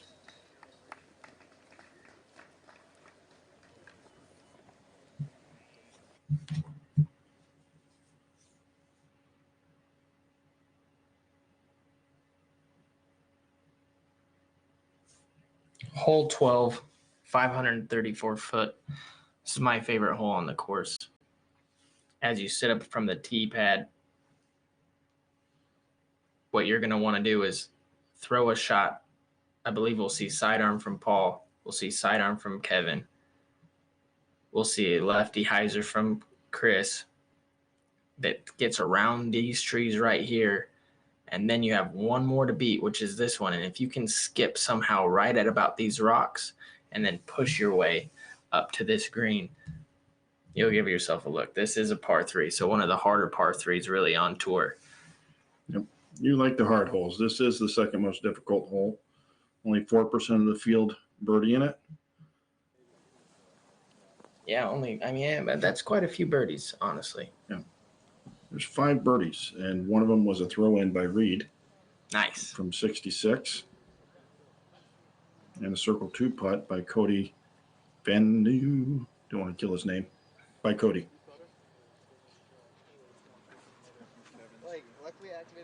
And we have a nice backup on this hole, actually, as they're sitting with the second card and mingling. We're going to go to a few commercials. Also mental. If you want to make new friends on the course, pick up someone's disc in the fairway by accident. Stay getting birdies, my friends.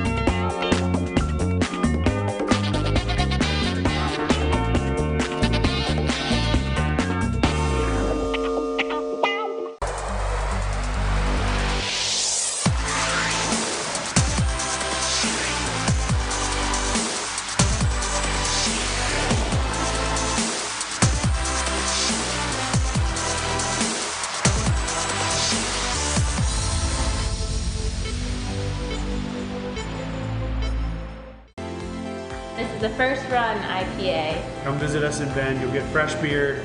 You'll get some hospitality, and I guarantee you'll either see Val, Justin, or I. As fresh as you can get it, right here.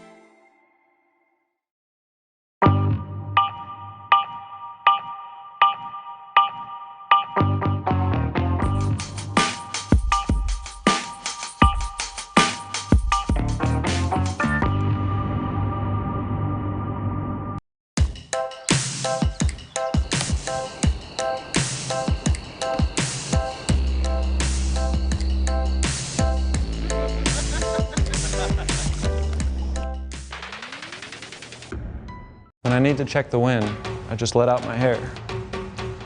Disc golf is 90% mental. The other 10% also mental. If you want to make new friends on the course, pick up someone's disc in the fairway by accident. Stay getting birdies, my friends. Hi guys, I'm Alyssa Van Lannen. You've probably seen me hiding in front of the tee pad or laying in the bushes trying to get the best shot. For the best moments in disc golf on and off the course through my photos and videos, check out patreon.com/Alyssa Van Lannen.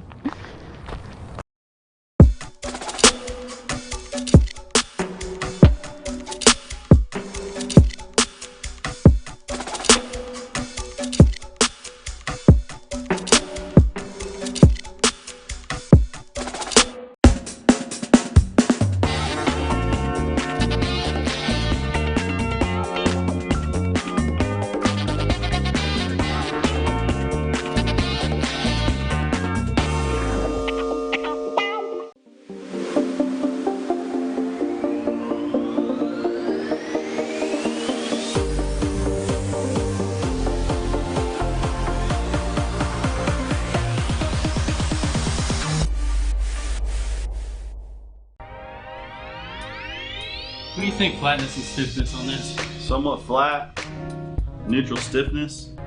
Danny, this is a sick one. Dude, I gotta get through all these today. Cheers to a good day, gentlemen. Cheers. Yeah, That's good. It's a hard day. That's great.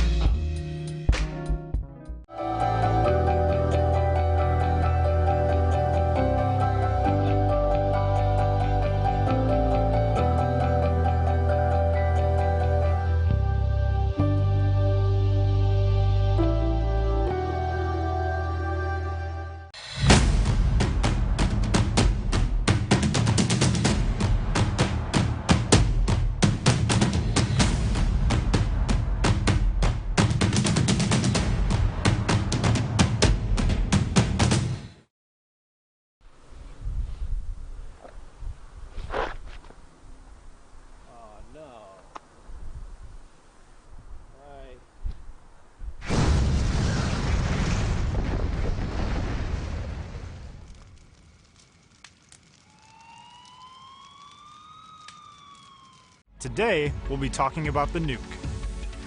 The Nuke is a wide-rimmed, fast, maximum distance driver.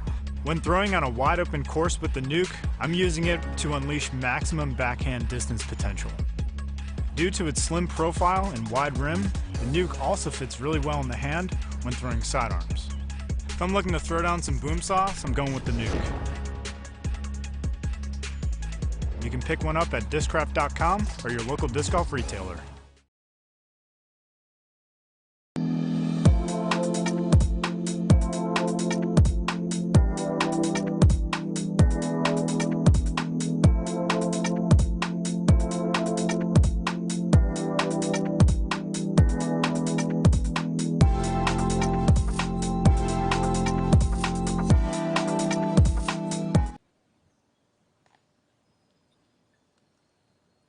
And we have Adam here lining up about, honestly, an 80-footer. And this will display that power that I said that he had earlier in his putt.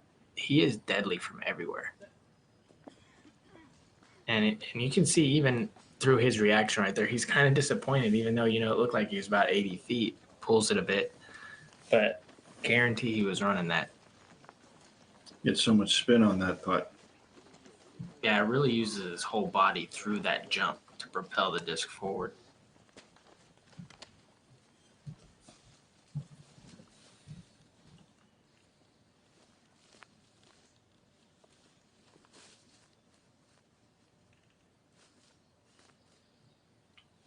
And Johnny McRae did finish his round, and he finished his round with a 51, which is that 11 under par, tying the new course record, which was held by Anthony for one round. And now they both share that feat.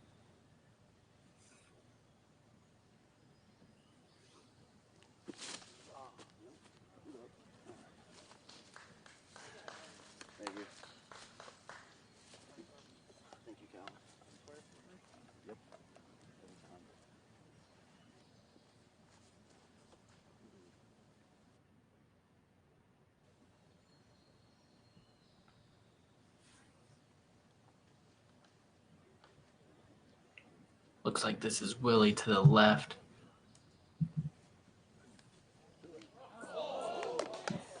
Good run from him. He's making it easy for us to spot him in the woods with that fluorescent green that he's wearing today.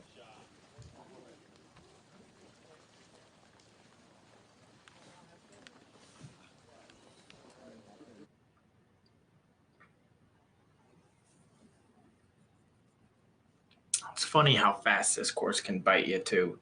You know, it seemed like just a few holes ago, Chris was actually holding the lead, and now he is in a tie for 6th place. And, you know, that didn't seem that long ago. No. And now he finds himself 4 strokes back, which isn't a lot, but for the amount of time that we saw from him going from the lead to now 6th place, I mean, that is a lot of strokes. It is. And it shows you that even on this lead card, while you're playing really, really good, if you have even a couple hiccups along the way, you can lose strokes to the field and quick. CAB taking on a little nutrition. If you would call it that. That a Rice Krispie treat, Yeah, AC? eat them while you're young. Me and Marty don't get away with that anymore, do we, Marty? No. 1 Rice Krispie treat to us equals 1 mile of running.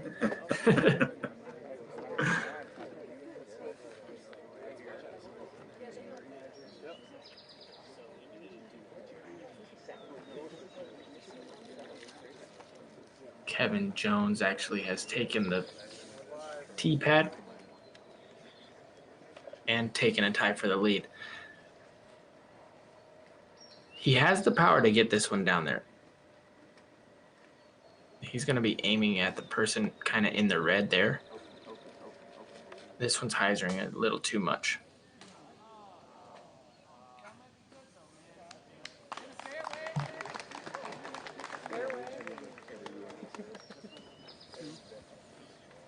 Crowd likes it. There's something about this hole. I like the sidearm play, but it's a bit boring to me.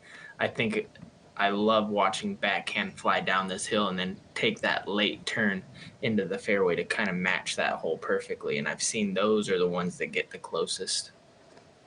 Plus, it's just a beautiful flight. This one's a bit flatter. This has more potential, but still a little bit tight. You want to see, if you're throwing the sidearm, you want to see it kind of push to that left side, almost hitting that left side and then drifting right in front of it, getting that skip down to about circle's edge.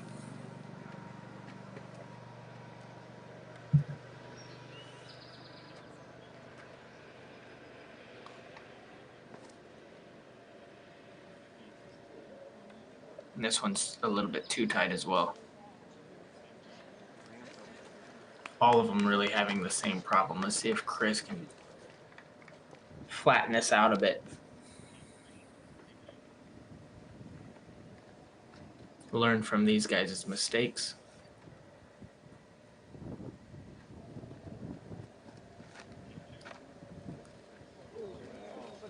And he's done exactly that. But he's flattened it a bit too much there. Looked like he penetrated a good amount into those woods, and yesterday we saw Macbeth get into a similar position and really had no problems making it out of there. In fact, giving it a nice little bid. So let's go to commercial, and we'll rejoin you guys when we get down to the green.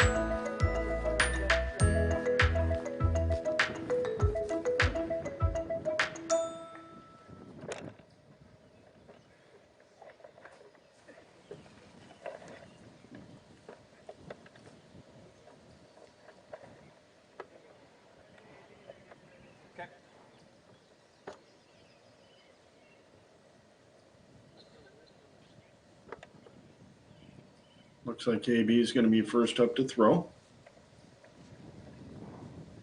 He's got a window. He's got his trusty Nova in his hand.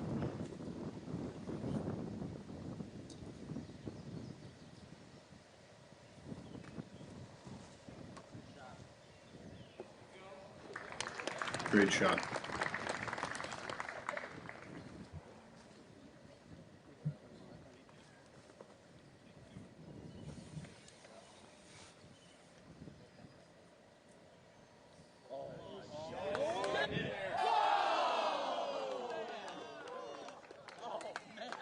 Looks like he hits the tray and then rolls off backwards a bit.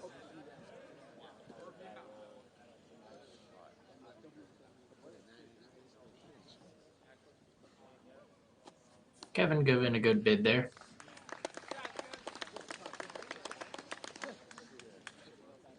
What a run, though, from Chris in there. That was a beautiful shot. Not even to just get up and down, much less, give it a nice little birdie bid there. Yeah.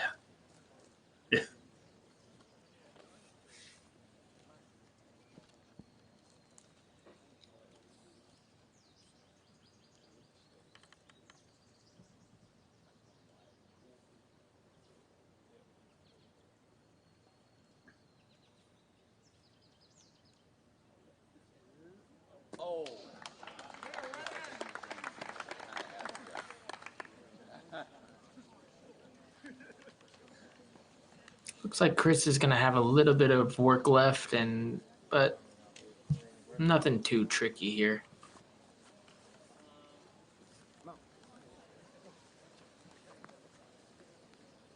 We have such a good camera crew that they're both getting the same shot here.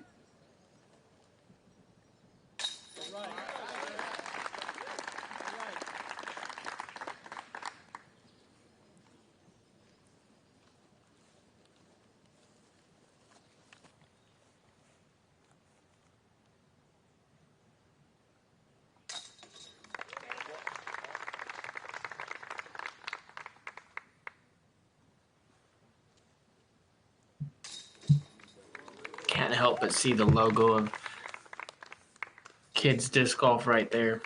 A really great feature for the Pro Tour is getting some of the pros together and then inviting all the kids around, wherever that Pro Tour is located in that city, and inviting kids to, meet their favorite players and getting to hang out with them. So shout out to them. I love what you guys are doing. Keep doing it. As we move into hole 13, 700 feet, you do have out of bounds all on the left-hand side. I don't think any of that's really going to come into play. I expect to see a lot of drives end up right around here, and this is going to be playing as one of the easiest holes on the course. Once they get their drives somewhere on that hillside there, they're going to be able to throw their upshots in really any disc just with a little bit of stability. Yesterday we saw even a couple of them have putter approaches into the screen, so not that difficult. We had mentioned earlier about the awesome round that Johnny McRae put together, 11 under. He did go par, so he had a chance to, get to that 13 under you were talking about earlier. You said maybe 14 today. As we look at our guys, it would take something special for us to get to that mark now. So maybe that 11 under that I said might be. Yeah, might be stretching it, but would love to see it. Gentleman's bet. Yep, would love to see it. As we look at the leaderboard, we still got the tie, Kevin and Paul up top. Yep. Willie holding on, tied with AB for third. Yeah, and I think that's really one of the great stories out of this whole thing is Willie Prince at 14 under. Last year he got second place at this tournament, and now as we see us move forward into this tournament, him hanging on like right there in third place, right there in fourth place, and just kind of creeping along. You don't want to really give that guy a chance. Right. He's obviously familiar with this course. He plays well here. He's played well here in the past, just last year. So it's nice to see that. Yeah, it is. He was almost in those bushes on his second shot. Like he was throwing his third shot. Over the tee pad, it was like, it looked like he was throwing over the tee. Looks we're going to get a little bonus coverage with Adams' upshot.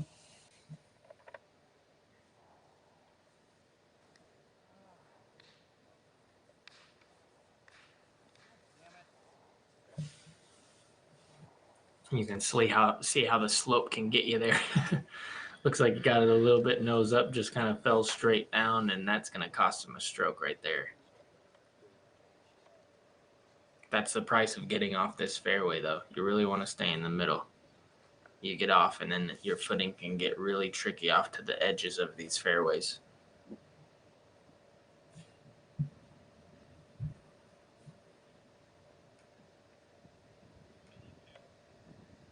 A lot of young talent hanging around this leaderboard right now. You know, Calvin, Adam, Anthony, and I can't help but notice they all kind of have the same build as well. Tall and lanky, athletic, quick.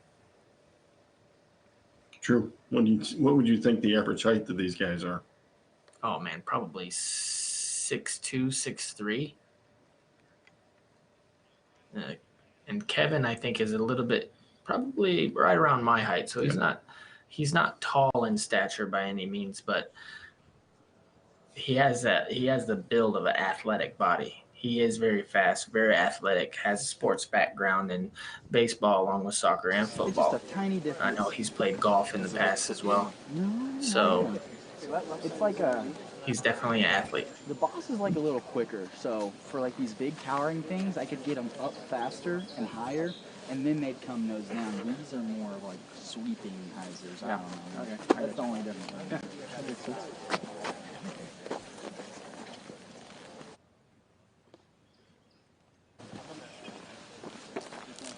It was interesting to hear Kevin and Chris chatting a little bit on the disc and their flight characteristics.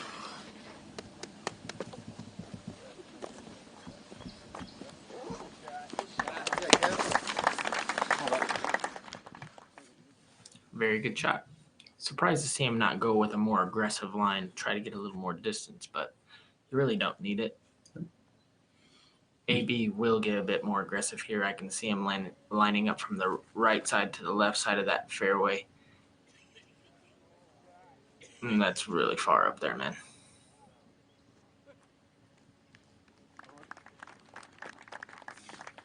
He's going to be a bit tight, though.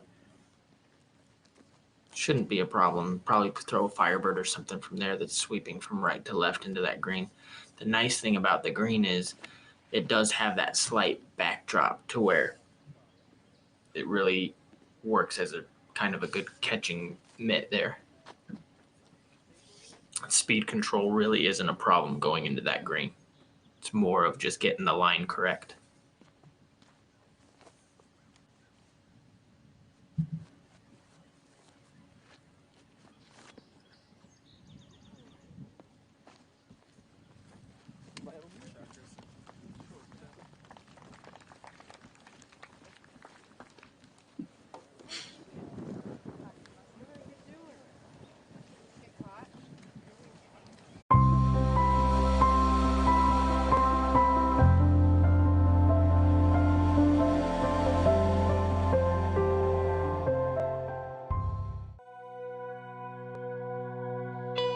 I'm Matt Paxton, extreme cleaning expert from TV's Hoarders.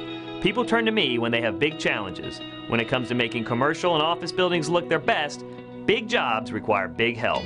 When you need your cleaning services to keep your employees working in a professional environment, you can count on the Service Master Clean experts to get the job done with consistent, thorough, and absolutely reliable service every time.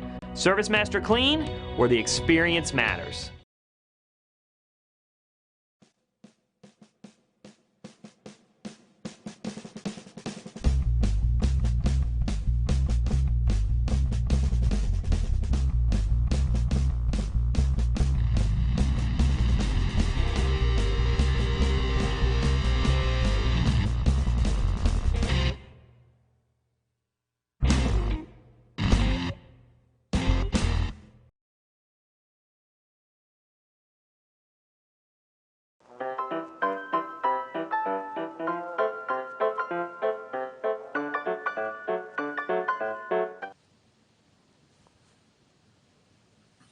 Chris is going to be first up to throw. Wasn't happy with it out of his hand.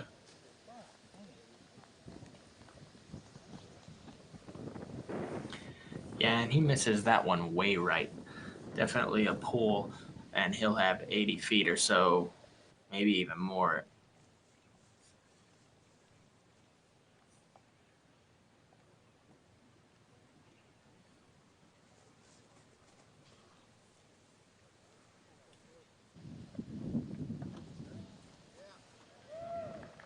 And that one looked a bit early to me, but he had enough power to where it was able to get up past that corner before it made its way to the left side. We've seen a few people get in there yesterday. I believe it was Willie was in there, and he couldn't even make it back out without hitting a branch and having to take a stroke. Or no, that was Nathan Queen. Nathan, yeah, you're right. Paul got off the fairway a little bit. Now, this is not out of bounds, as you can see that rope can be a bit confusing. But what this does do is it creates kind of a trickier upshot because it's now a straight shot instead of just pure hyzer in. And we saw Adam on the card before him a little bit further left, and he completely fell down. So not as easy as it looks. And there we see, that footing probably taking a toll on Paul and him leaking left into that shrubbery we were talking about. I like where AB is here.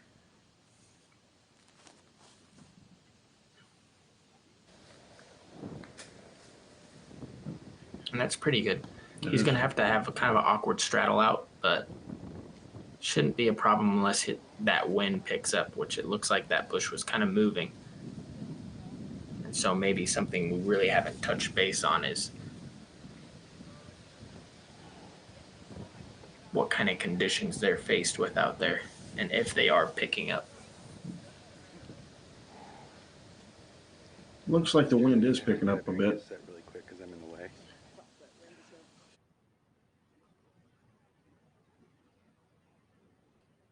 Based on how deep Paul went into the bushes there, I think we're going to have a chance for Kevin and AB maybe to pick up another stroke on Paul. Yeah, and that would be nice. I mean, I'm not going to count Macbeth out. He did make it to it look like about circle's edge in there. And from experience, I have been in a similar spot as him, and there were little alleyways to kind of push forward and maybe give it a run. And that's a big if. The further back you get, the less chance you have. But I think he might be in an area to maybe be able to give that a bit. But yes, I would rather be where Kevin and AB are both at for sure. I would say they have a huge advantage right now.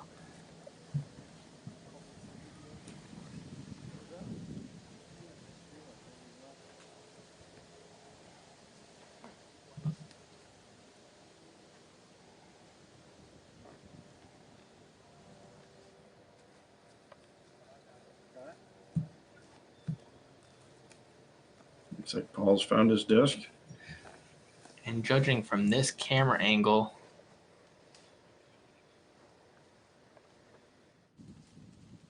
it does look like he's made it in front of that back portion that we saw Nathan at yesterday. Once you get past there, you see that big tree has kind of created some little alleyways.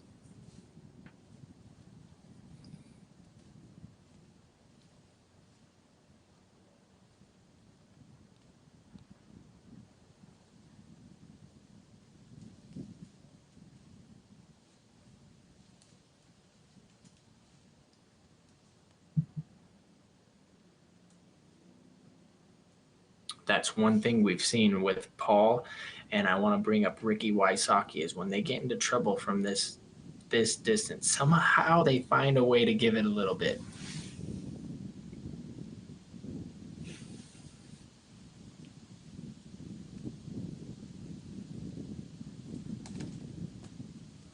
Not today, though.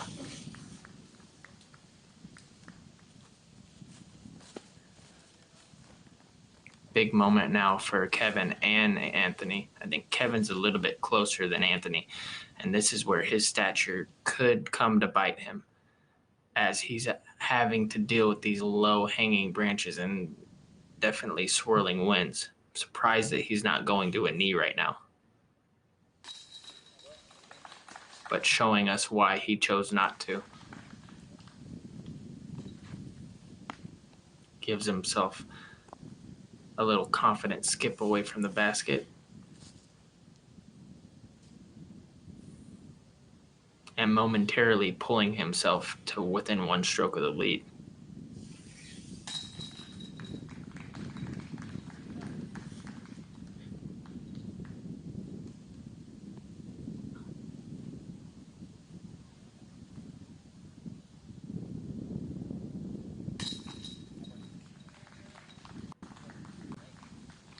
This hole actually from the tee pad was moved a bit further back, so it did play a little bit longer, and that might be why we've seen a little bit of different stroke separation from years past.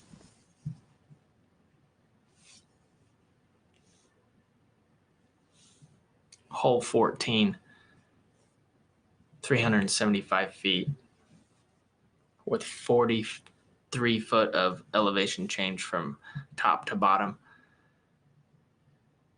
As these guys throw down this hill, they're really going to want to keep it wide and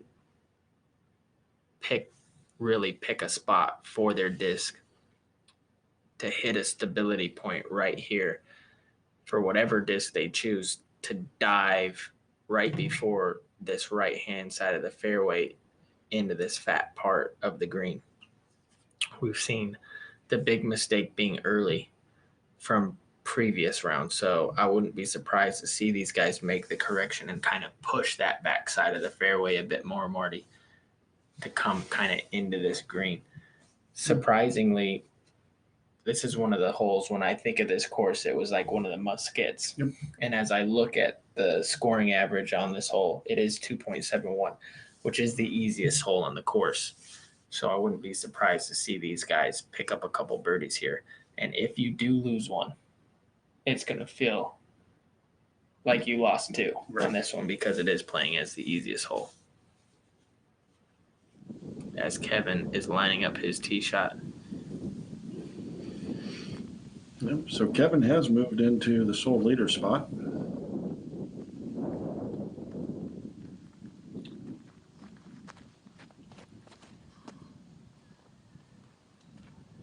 And he's flattened this one out a bit too much, it looks like to me. Oh no, that's perfect. He loves it, even gives it a fist pump. And I believe that might have been an A2, which is a pretty stable putter. And this is a Firebird.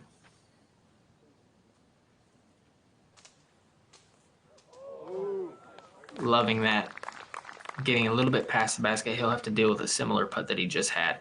Something maybe straddle, some limbs in his way maybe, but distance really isn't a problem there.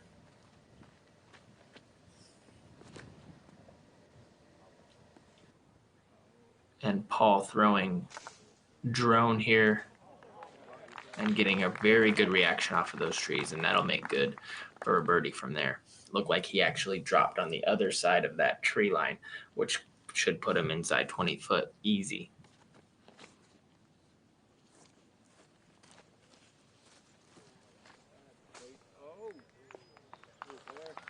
Also getting a very good reaction off that tree. So all these guys in good position to make birdie here on hole 14. I can throw this disc around the world in one shot. Never play disc golf too far into the jungle. There may be cheetahs. Someone on your card can't recall if they threw a 6 or a 7. It was probably an 8. See? Stay getting birdies, my friends. Hey everybody, this is Kevin Jones. I'm here with my brand new Prodigy BP3 V2 backpack. And I'm loving this thing a lot. It's extremely lightweight. It's carrying all the discs I could ever ask for. It's pretty sturdy and durable.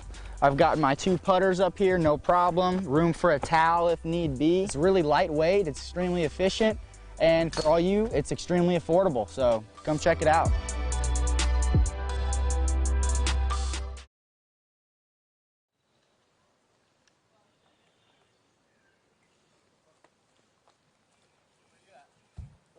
tree. I think it's Chris, then me. All right. Chris and you? Yeah.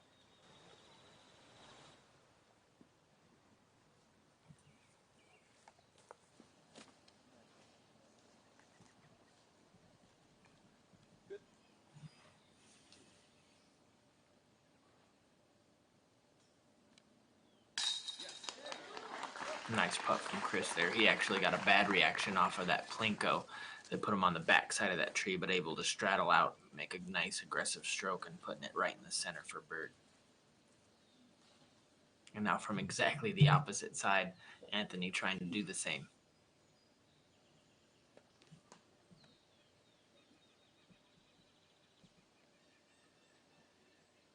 You got to be careful. It looks like he's kind of leaning on that right side of his knee.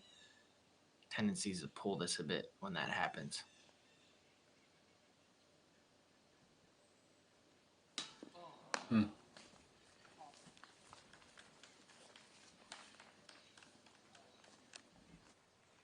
As he lets that one get away.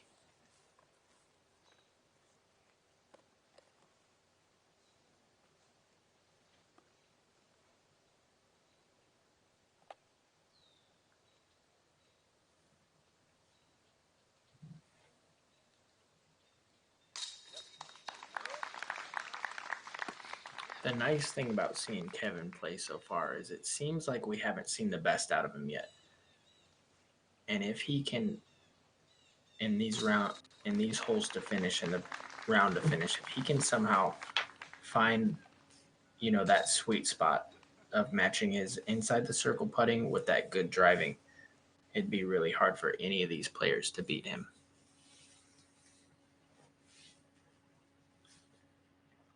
Hole 15, 567 feet.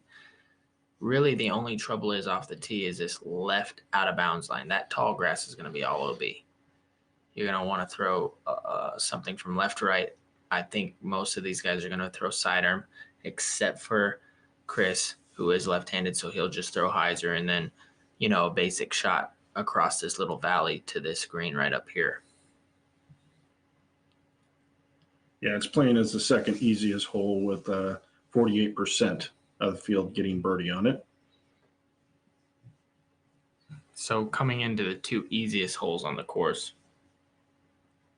let's see if a few of them can get back-to-back birdies.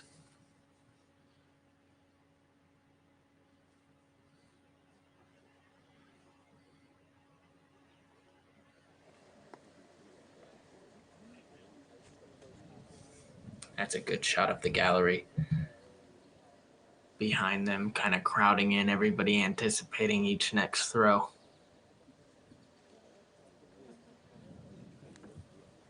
Thank you to Discraft for their sponsorship of this tournament. Thank you to UDisc for all the stats that we're able to bring you guys.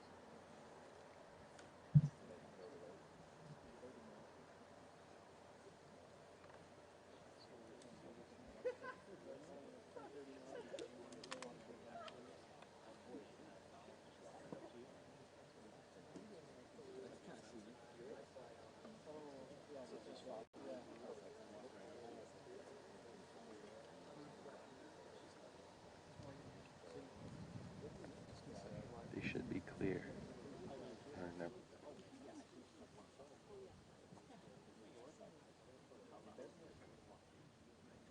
And I believe we're waiting for the second card to tee off here. We're at a bit of a backup. I think there was maybe mutters of possibly getting an interview with Terry out there. I'm not sure if that's going to be the case.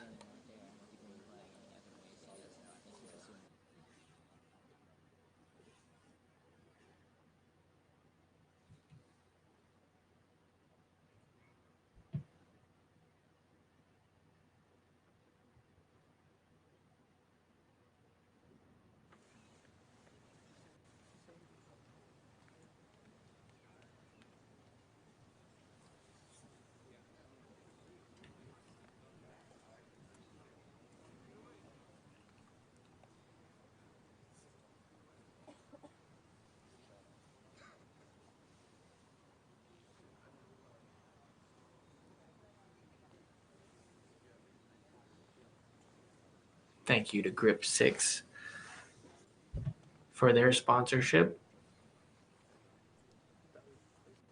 Always keeping us looking good on the course. Yes, sir. Looks like Calvin's stepping up for his drive.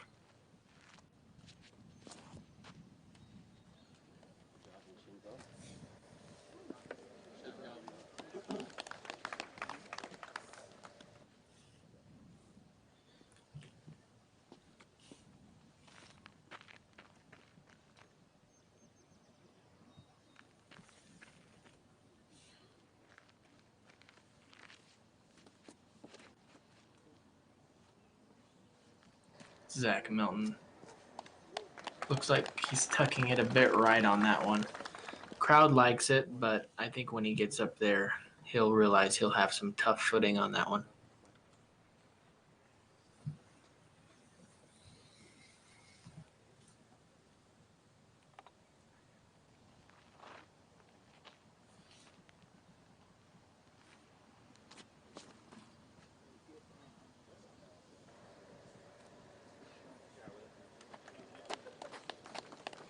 Nice drive from Willie.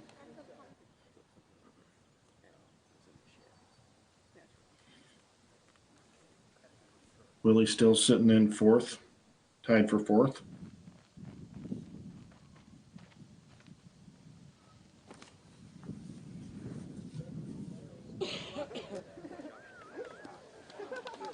That looks perfect there from Adam.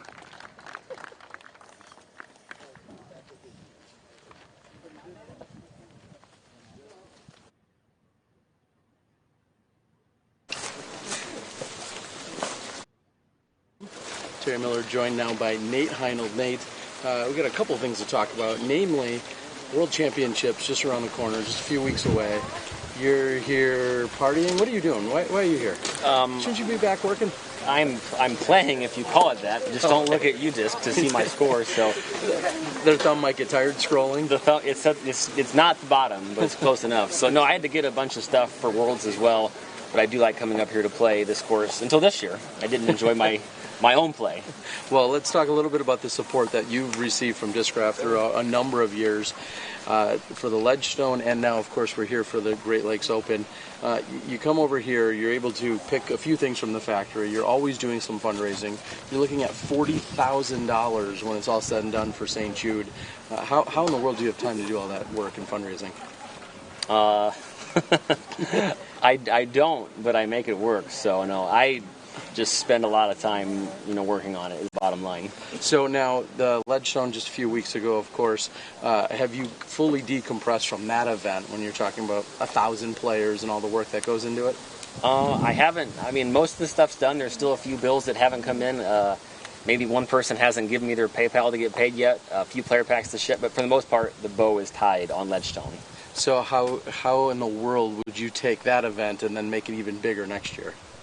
It's the 10th anniversary next year, so I don't want to make it smaller. So we'll do something, we'll do something big. Maybe everybody will get, a Zuka cart and like a pair of Keen shoes. Wow. and a car and a, we'll do something cool. Discraft is always, they don't say no to, to good ideas, and especially if it's me spending money, they don't say no. Apparently, I'm just asking them the wrong questions then. If yeah, they don't say no, because I've heard that once. Well, I pay a lot for my stuff, so So we've got a really exciting battle, of course, unfolding here. We're a little more than halfway through the event right now. Looks like Kevin and Paul are really battling hard, but Willie Prince of Discraft right there in it. Johnny McCrae moved himself up 32 spots. Saw that, yeah. Pretty impressive for a gentleman that could be playing in an age-protected division, huh? I talked to him before he played, and he was just sick, I think, last week at Pro Master Worlds, and, I said, man, it's hot, I can hardly do it. He goes, this is nothing, so he was ready for the heat, so. Yeah, his Florida roots coming through for sure. So you also see Kelvin Heimberg here on the card, Zach Melton. One of the questions that I was thinking of then is, do you feel like this course favors a righty versus a lefty? We see Chris Clemens right here on the lead card, left-handed. Do you think it favors anyone? I think a lot of the out of bounds is on the left side, which would favor a left-hander. But then a lot of the holes do favor a righty hyzer, in terms of, Hole 18, you kind of like to just, or hole 17, sorry. And so I would say it's maybe slightly favorable to a left-hander. All right. Anything you want to say to everybody, whether it was for Ledgestone or for the Worlds that's coming up in a few weeks? Just if you haven't signed up, there's still spots on both sides. We're going to have great spectator packs to come out and watch. It's going to be 5 rounds on 2 of the hardest courses in the country. All right. Well, this is Nate Heinold, a very busy man, also raising all that money for St. Jude. Congratulations on all of those efforts. Good luck tomorrow. Well, there's not a cut, so he gets to play tomorrow. All right. We'll send it back to you guys in the booth.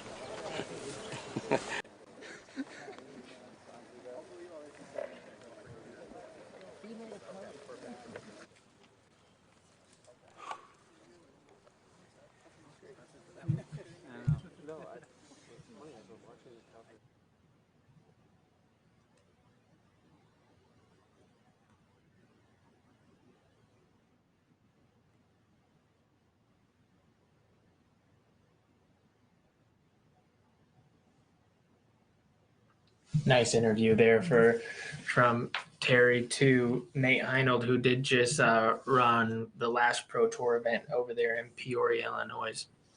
Ran a great event, one of the biggest payouts. Like they mentioned, he does so many other things besides raising money from just disc golf, actually using disc golf as a mean to raise money for something else, something bigger than all of us, for charity and St. Jude. And that's always nice to see. We really appreciate him volunteering his time, and really never seen anything quite like it in the game so far. So hats off to him. And hopefully moving forward, his next big venture is the World Championships, and so to run 2 of the biggest tournaments in right around under a month is, I'm not going to say it's a bit much to take on, but it's something that I definitely don't think I could handle. So I know that he has a lot of great people that he surrounds himself with that is able to alleviate all that stress and make sure that those things run smooth. And I'm excited to see this World Championships and who we're going to be crowning this year. Yep. Speaking of the World Championships, who's your favorite for the win?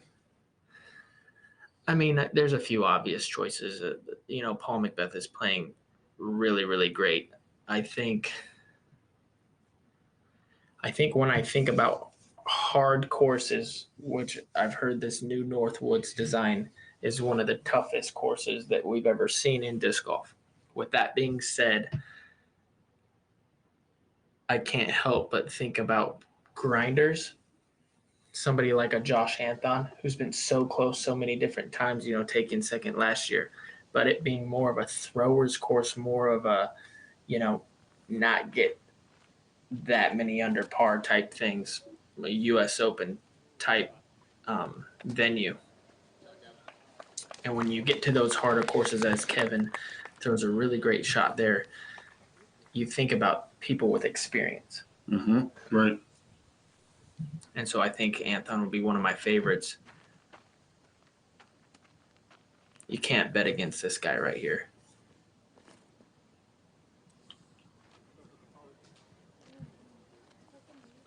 Paul's a bit off the fairway there.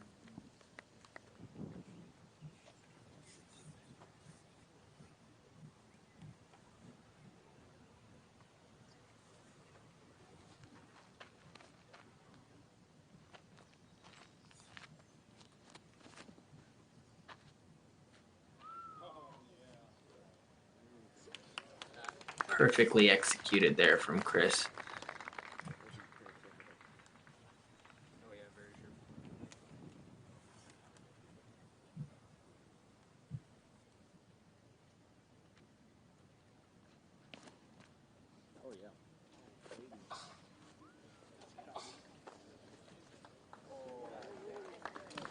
And that is pushing way down the fairway.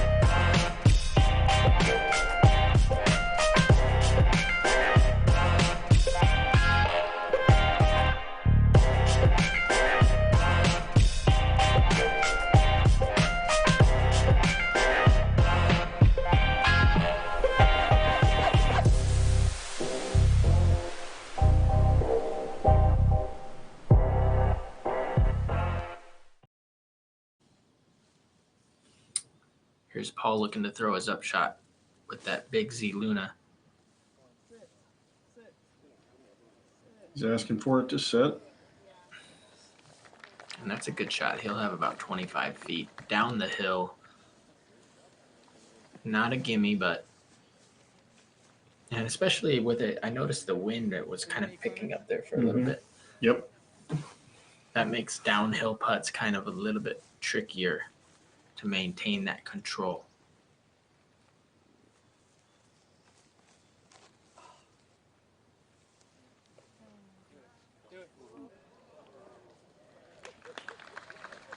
Good shot from Kevin.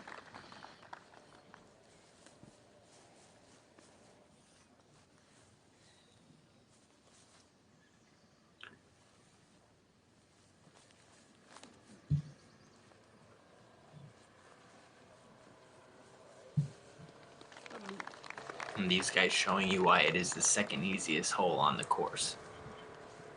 Making real quick work of this one.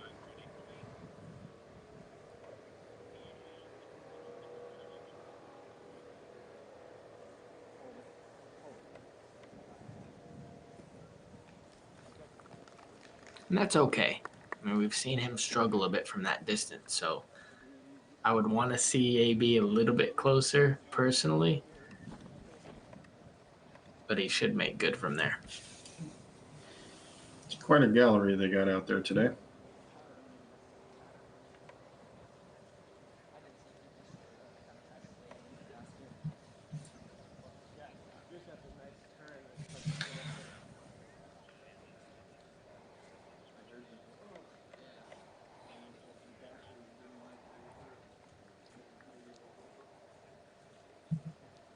What do you think? You think we're going to see a star frame here, or you think we'll see a hiccup from one of these two people outside of 20 feet? I'm feeling a hiccup.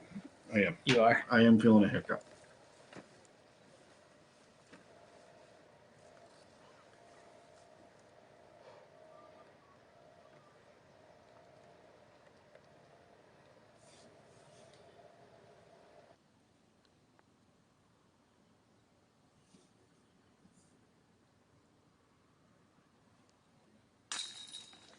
It ain't going to be from him. No, it's not. Right on the stripe. Just kind of a daunting putt, too. I mean, it is only 25 feet, but just looking at it, you know, you're almost aiming at your ankles. And I hope they all prove me wrong, though. Me too. Oh, wrong way. Sit.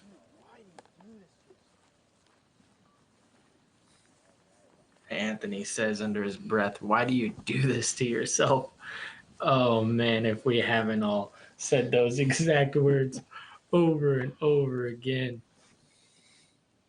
He's had some brutal rolls today. This is going to be his second roll from outside the circle, and it looks like he's not taking a lot of time. I'd like to see him actually take a bit more time on this one. But not needed. Not needed. Looks like that was an angry putt. That's a really good par save. Chris taking no time.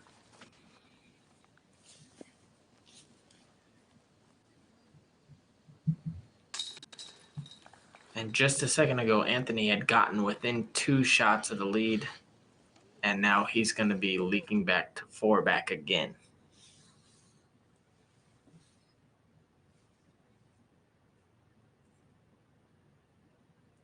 Hole 16, 354 foot, dead straight. You see this tree on the left and the right. You're going to want to go directly in between those ones. A perfect shot's almost going to start skipping about at the edge of this shadow right here of this tree. Skip that one into about 20 feet or a little bit deep, depending on what kind of disc you want to throw. And this one's averaging 2.81, the 13th most difficult, with about 25% of the field getting birdie.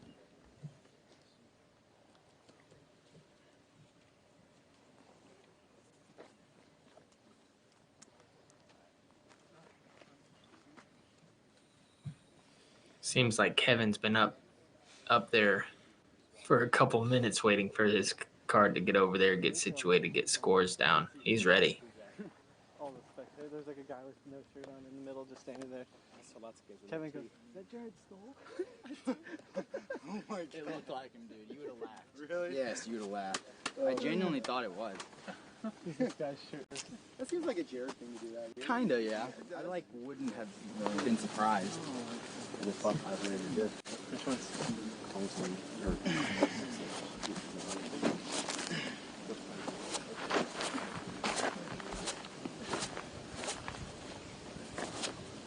Thanks, Chris. Yes, sir. It's ready for you. Seems like just yesterday we saw, Kevin make kind of his pro debut at the USDGC, make it on the lead card, and then only a few years later, just a staple on tour, constantly making these featured cards, constantly pushing the envelope, and it's just a matter of time before he breaks through and wins one of these big ones.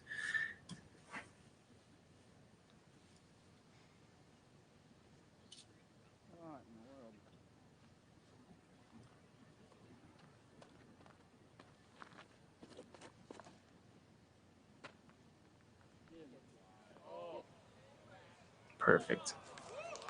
Beautiful shot.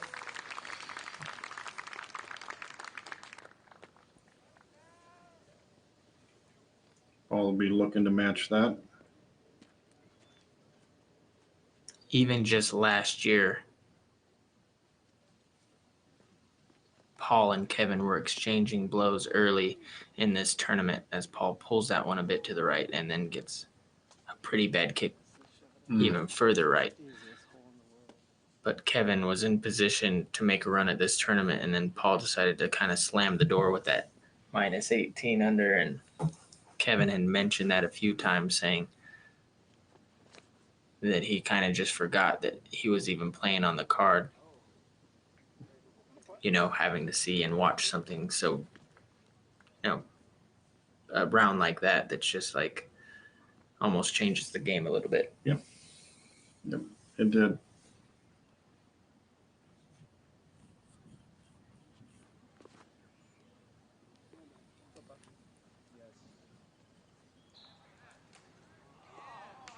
Gets a good kick, but he's going to be at that tester range again.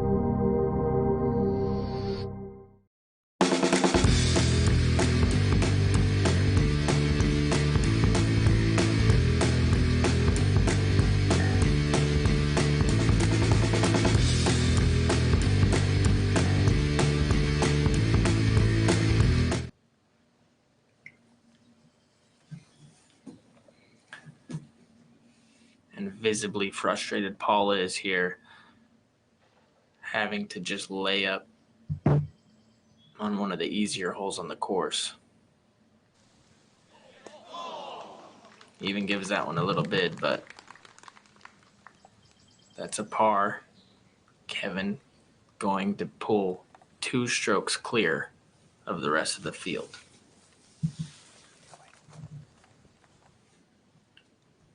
Ron, you mentioned Kevin. He's only been focusing on disc golf since 2017 and has quickly made himself a staple on the lead card.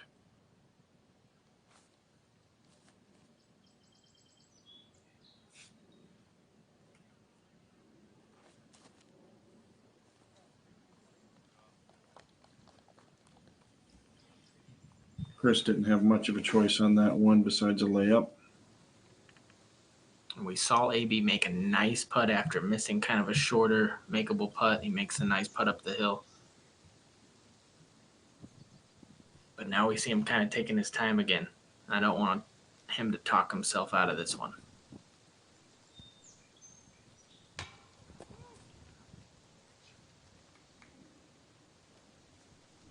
And he pulls that one a bit right.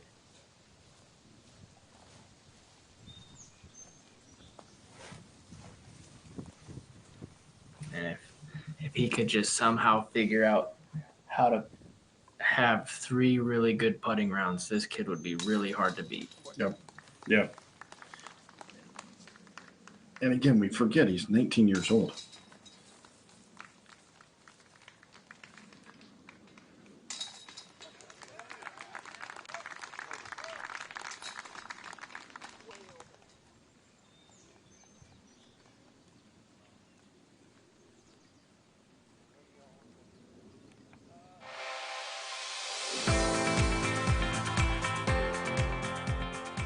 For me, it's time with my friends. For me, it's a walk in the park. For me, it's my job. Go in. Oh. For me, it's all about the exercise. For me, it fits into my busy lifestyle. For me, it's my passion.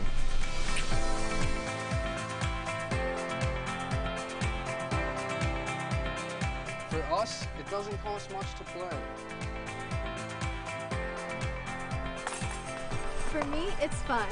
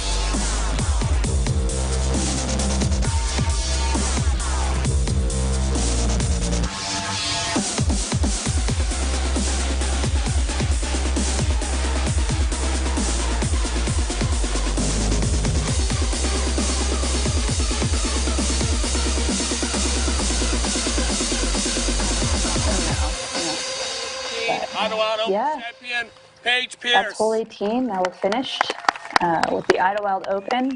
Paige Pierce taking it down.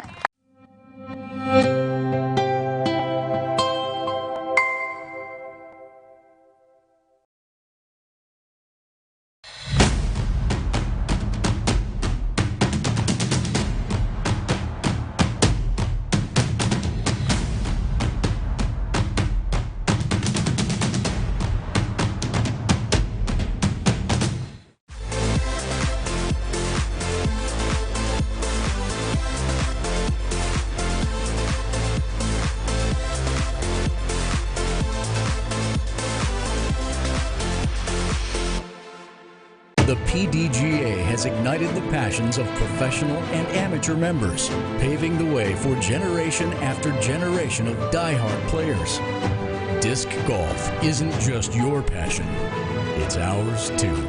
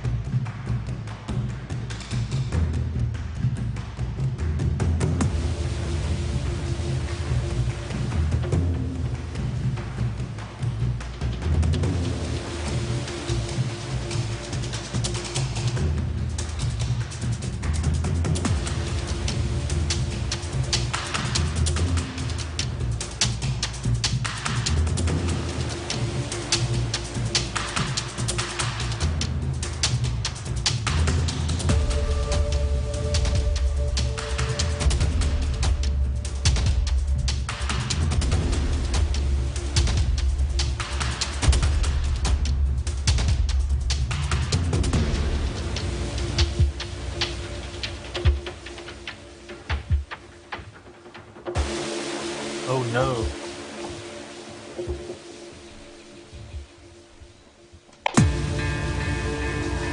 Oh no. Going to let this championship slip away from him.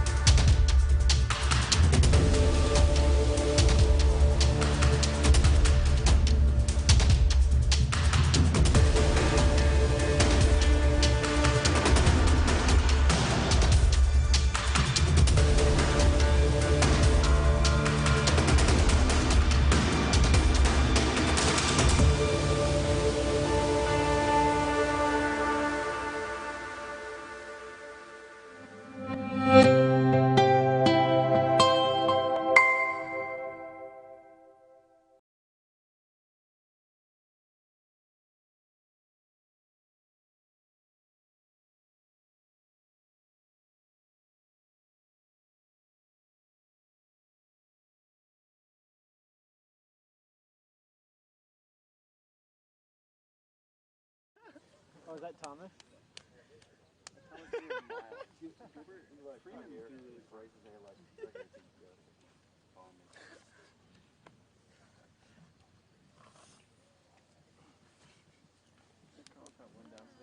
As we had our biggest backup of the whole entire tournament, honestly.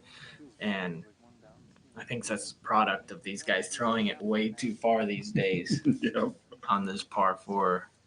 You know, this is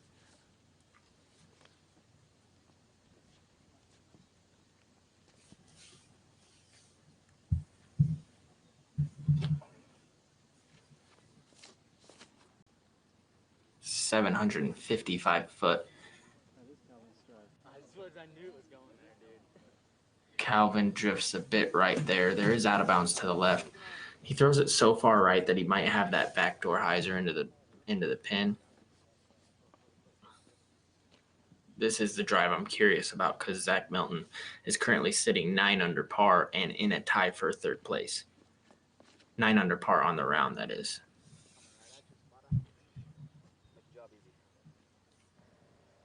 $16 under par for the tournament. So he's putting himself in position to, if he can go birdie, possibly make that leader card. Yep. Yep. He's sitting in third alone at the moment.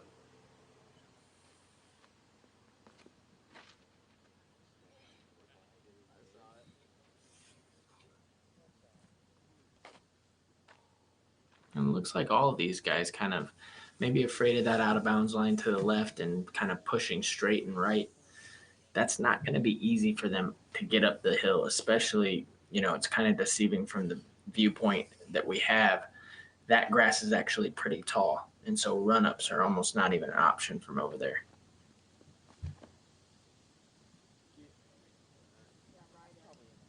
I like this shot though. Oh, no. That thing came out very fast. I thought that was a little bit lower, and that's going to be out of bounds. Unfortunately for Adam Hammonds, who's actually holding on to a 9th place position right now.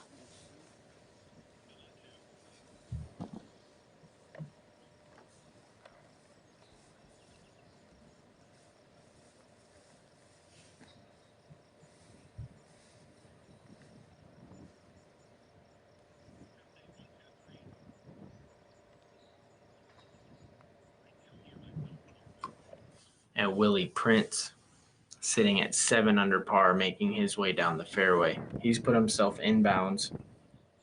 His run-up's going to be a little bit obstructed, and so is his shot.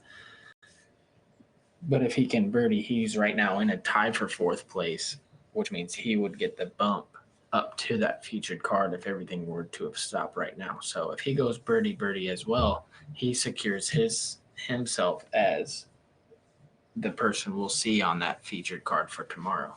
So a lot of different faces we could possibly see. That would be great to see Willie 2 rounds this tournament.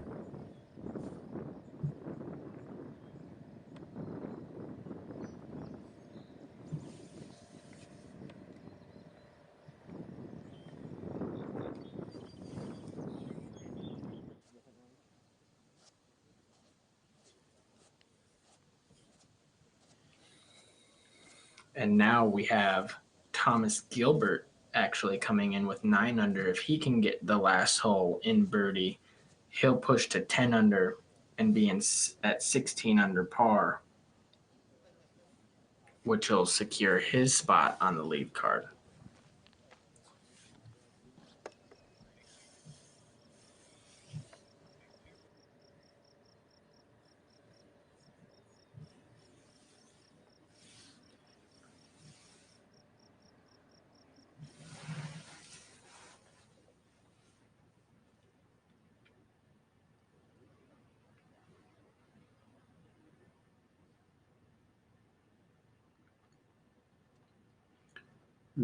Here we see Zach coming up to his shot, getting a little wind read.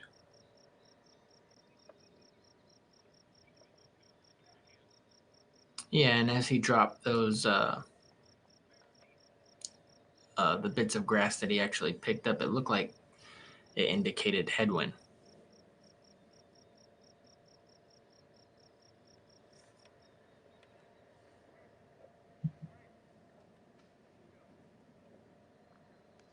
And that had the power to push up the hill. I'm not sure if that got stable enough to come back to Circle's Edge or if that got caught up in that left rough. Yeah. Like you talked about, he did that from a standstill, so that was a heck of a throw from a standstill. But being a little off the fairway kind of does hinder that run-up.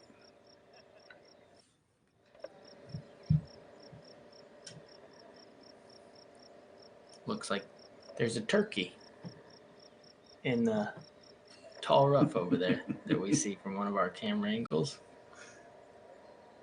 There's a shot that goes up into the green. Let's see a shot of that, Johnny. There he is. There is a turkey. It is a turkey making his debut on our featured card.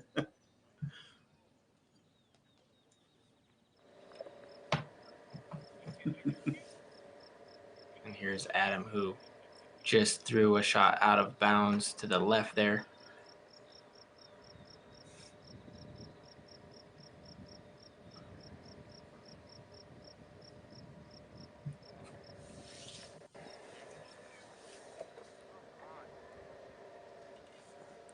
Pulls that one to the right and then gets the negative roll back down to the right. So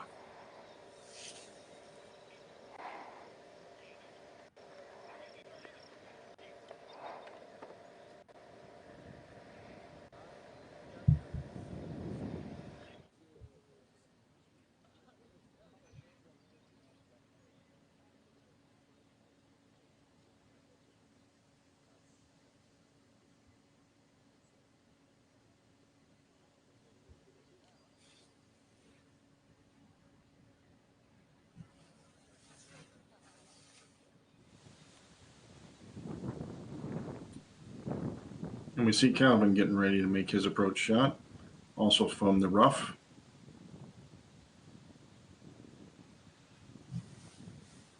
And again, having to do the standstill.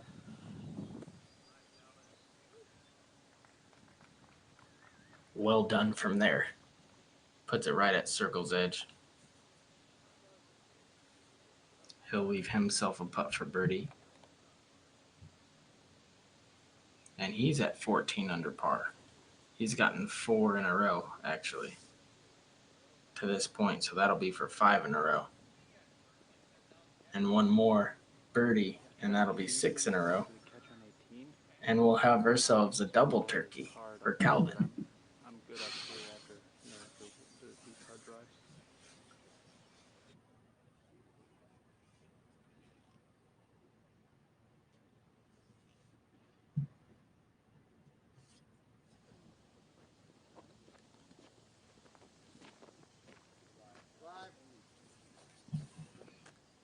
Here we go with Kevin on the box still. And this is horrible. Don't dare run up there, dude. That's too far. I can find it. I haven't seen anybody go that far right ever. He almost brought that road into play. Wow. He wanted to stay so far away from that left side that he brought a whole new element into the hole. With his power, though, he'll actually be able, depending on his run-up, be able to possibly push the green from there.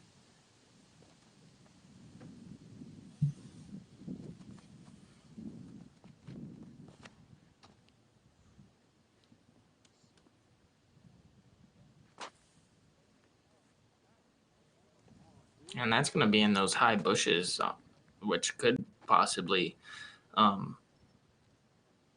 make it tough for him to push forward. We saw a couple players end up in there and not being able to, get the distance to go forward to push that green. Yep, that new OB on the left is really changing the shot selection. Yeah, they're all ended up going right.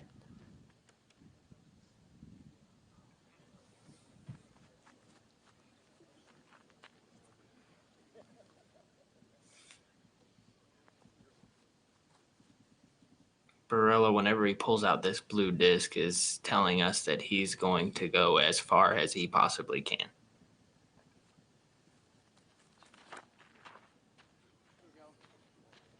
Oh, boy. Oh, boy. Wow. What a shot. You gotta love that. If you don't like that, you don't like disc golf. I mean, that's a 755-foot hole. As we see Millie.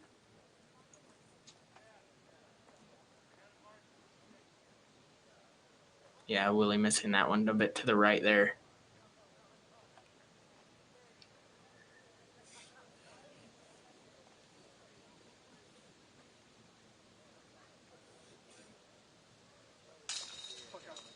Good putt from Calvin.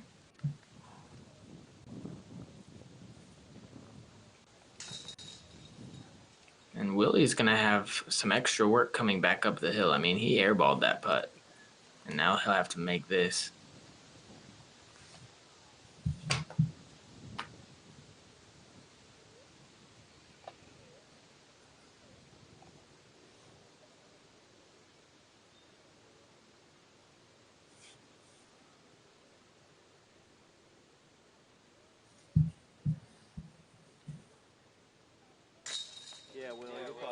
And there's a good putt from Willie. If he misses that, it would be for his first bogey of the entire tournament. Wow.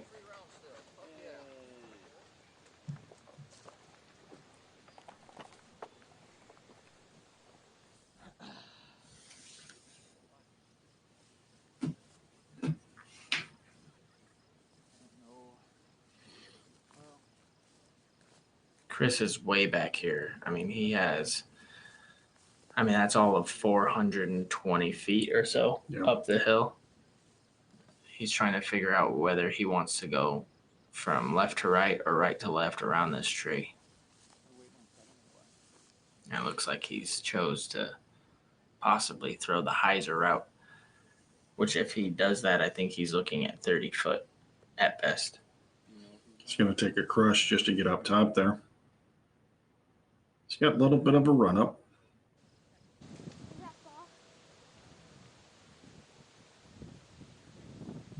And I believe we just saw Kevin's shot come in and he ended up hitting those Guardians. I don't know what the reaction was off of those.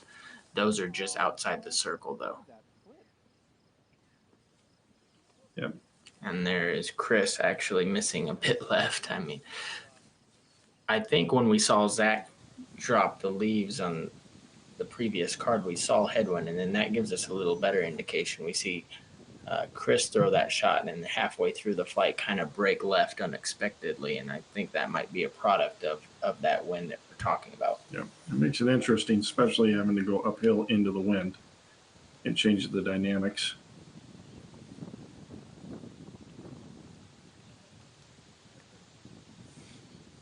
Looks like Paul's found his disc, and it looks pretty buried.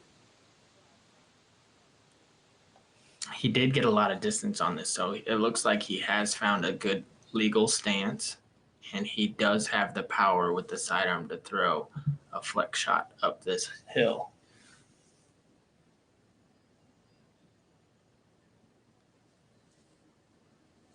We saw him with a similar shot on hole 2 early in the round, and he left that one a bit right.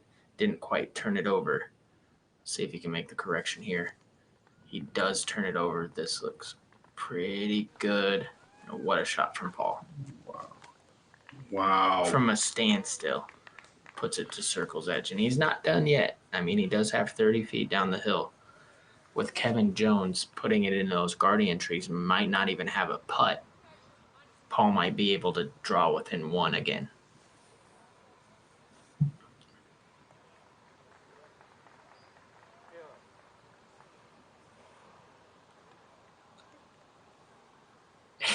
Wow, this is Anthony's drive.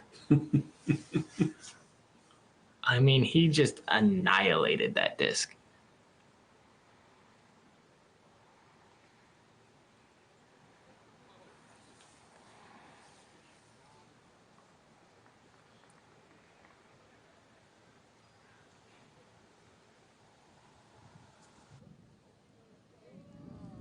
And there goes the turkey.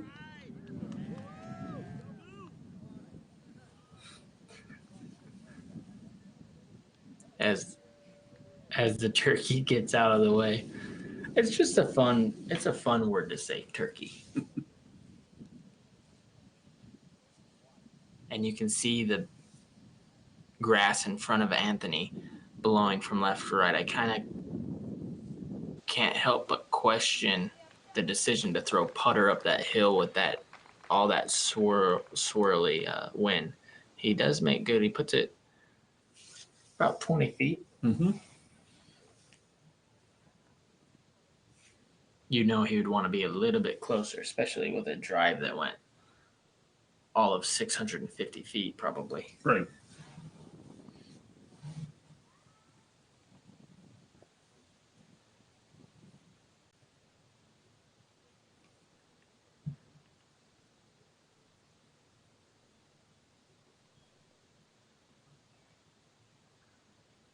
You see yours, Kevin? It's in a tree.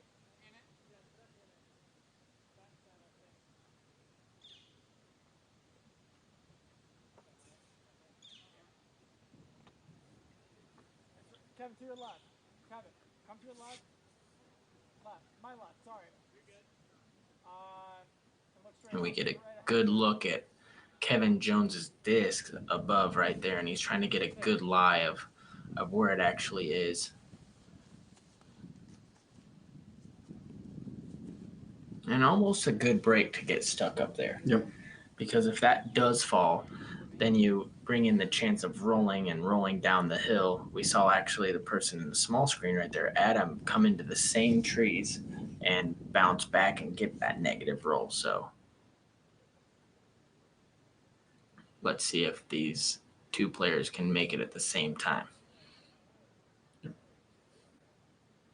It's Kevin's putting style bodes well for this type of putt.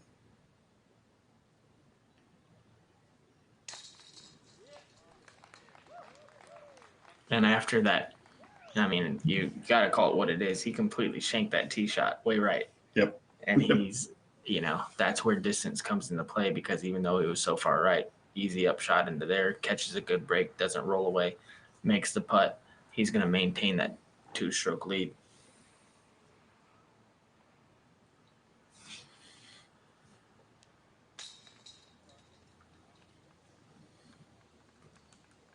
I mean, you can't help but think in Kevin's mind, maybe he's thinking, oh, I got this one. Maybe Paul could leak a stroke here.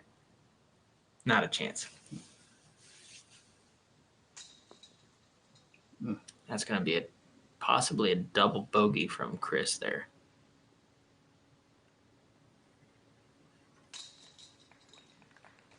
Good birdie from Anthony. A bit closer than I thought.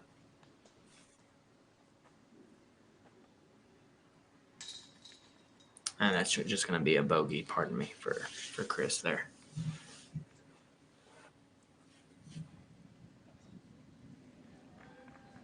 As we come over, we see a great putt from Willie. And that's going to be for birdie.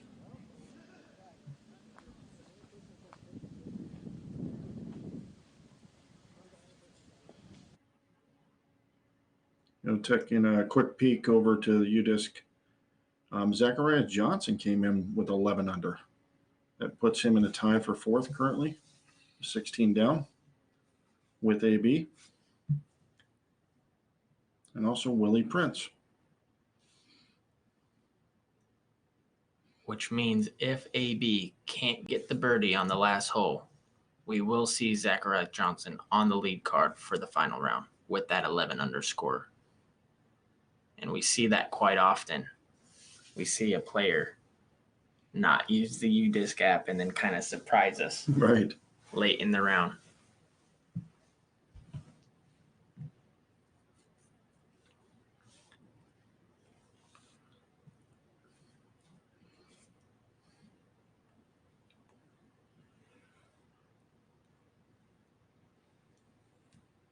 Coming into the last hole, if Kevin can make this birdie, then he will have sole possession of this course record with a 12 under par. Wow.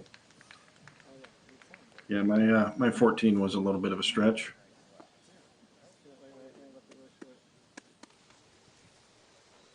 It's always nice to be optimistic, Marty.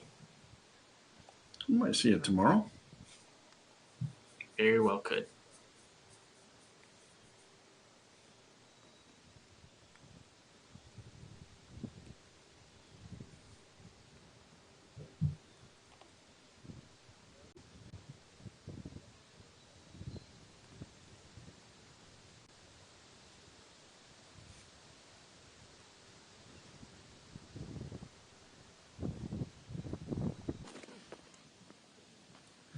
One person that we will see a new face on the lead card for tomorrow, and that is Zach Melton.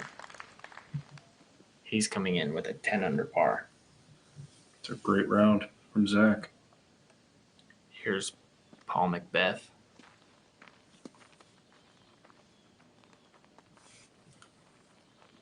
Who's just kind of doing his thing.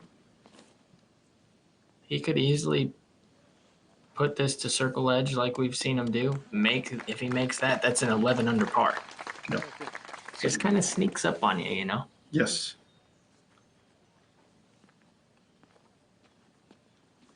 Let's see if Anthony can clutch up here. Give himself a chance to make this, to get himself on the lead card. He's throwing that blue disc again. And that's high, but he is in the circle. He's giving himself a chance.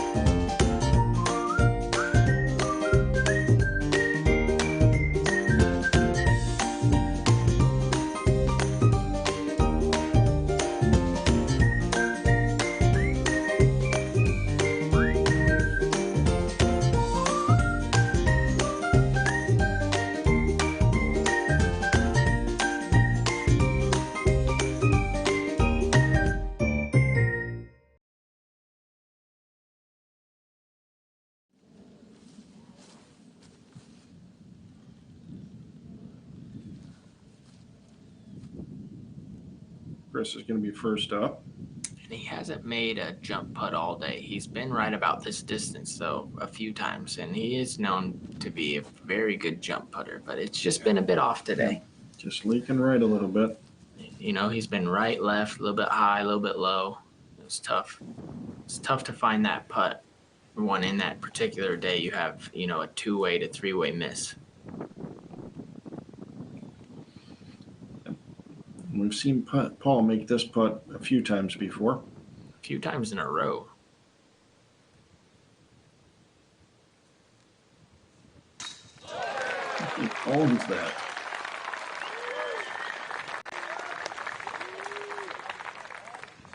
That basket must look very, very big to Paul Macbeth.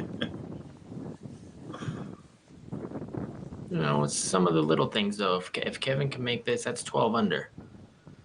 Yep. And to maintain his 2-stroke advantage. And for the course record.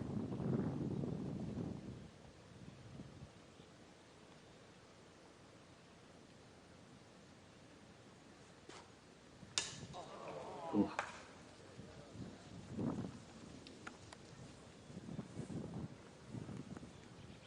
Now this is a very important putt. If AB can make this putt, he will secure that last spot on the leader card and bump Zachariah Johnson to the second card.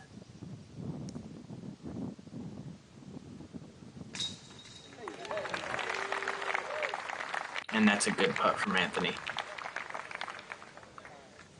He had a lot of ups and downs in that round, but nice way to finish it.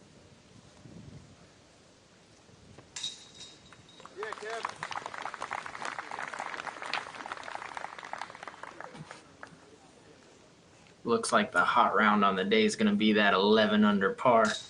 I'm sitting in the booth here with a nice smile on my face.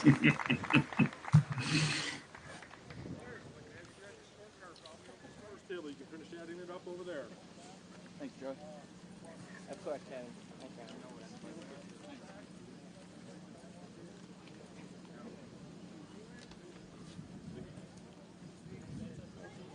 Hey.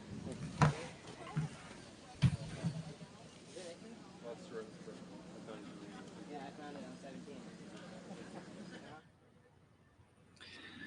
As I reflect on this round, Marty, I can't help but think it was the consistency of Kevin. He missed a couple putts there in the middle, but we're used to seeing that kind of from him. Yep. You know, Yep.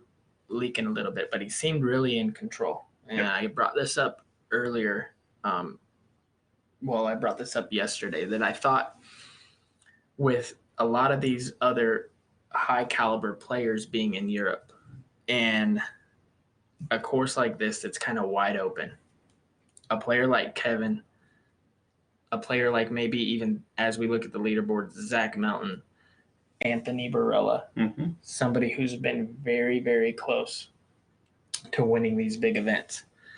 They're all chasing Kevin Jones right now, but it's that name that we see, Paul Macbeth, right there. He's sitting in second place. And anybody in this field knows that you want to have a nice cushion over that guy. Yes. They don't. He's 2 back.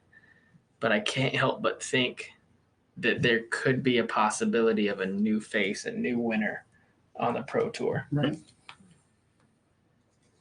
Right. Could be. I mean, he battled all day. Went back and forth. He owned the box most of the day.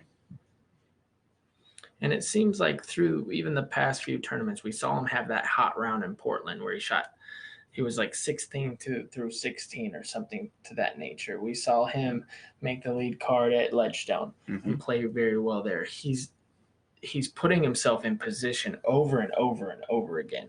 And when you do that, it's just a matter of time before it's your time. Right. And I like seeing this. I mean, it's a course that fits perfectly to his game. Big drives off the tee, soft approaches into the green. Mm-hmm. It does. Fits very well. And he executed that all day long today. And he's got 1 stroke over Paul. You know, is that enough? It will be a very interesting battle. And you got Zach and Anthony with 17 down. They're 4 strokes off the lead. very well could be anybody's match tomorrow. I mean, especially with that natural low beat. Right.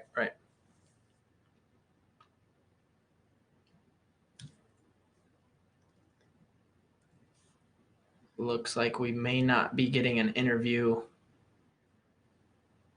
No, I just got confirmation we will be getting an interview with Terry Miller and one of our featured players here shortly. I want to thank Terry Miller. I want to thank Johnny in the booth. I want to thank Discraft UDisc, Savage Apparel. I saw some next gen logos out there, some kids disc golf. Yep. One thing moving forward tonight that I am super excited about, and I will be doing as soon as we get off the air, is I'm pulling up that UFC fight. Ben Askren is fighting tonight, and I can't wait to watch that, support him, hope the best for him. It looks like he's actually it looks like he's actually going to be interviewing Zach Melton, which will be great to hear from, and we'll get a count from Terry here in a second. And let's go to everyone. Terry Miller, the disc golf guy. I'm joined now by Zach Melton. Zach, pretty solid round out there today. 10 under? Yes, 52, 10 down. Bogey free. How did it feel? Felt great. You know, I don't look at this course as like really being my strong suits, but I just try to keep it clean. You know, that's number one, no bogeys. You know, and didn't try to stay within my game plan. You know, not try to do anything spectacular. Just throw solid shots in the fairways and hit my putts. And when you say it doesn't necessarily suit your game, what do you mean by that? I feel like, you know, toboggan, people with the big arm can get, you know, down the fairways a little bit further. You know, a lot of big holes, a lot of throwing uphill. You know, and the bigger your arm, the better chance you have to get that. Well, we're going to see you join the lead card tomorrow. In fact, we're swapping out one lefty for another. We're going to let Chris. I hate to do that to Chris. Yeah, we're going to let Chris Clemens go, and then you're going to step into that position. Is that any more exciting to be on lead card for the final day? Oh, absolutely. I mean, there's a ton of people I expect. You know, we could hear the crowd the whole day on chase card, so it's going to be a fun day and exciting to and hopefully put on a show. As you come in, I think you're going to be 3 or 4 down to the lead. Looks like Kevin Jones, Paul Macbeth right now have a few strokes on you guys. And what about your game plan are you going to try and deploy tomorrow? Honestly, I'm going to try to do the exact same thing I did today that what I tried to do yesterday, and you know, and if it works out that I'm catching them, great, and if not, then you know, hopefully I just put down a good round. All right. Anything you'd like to say to everybody out there? Go Tennessee. Let's go.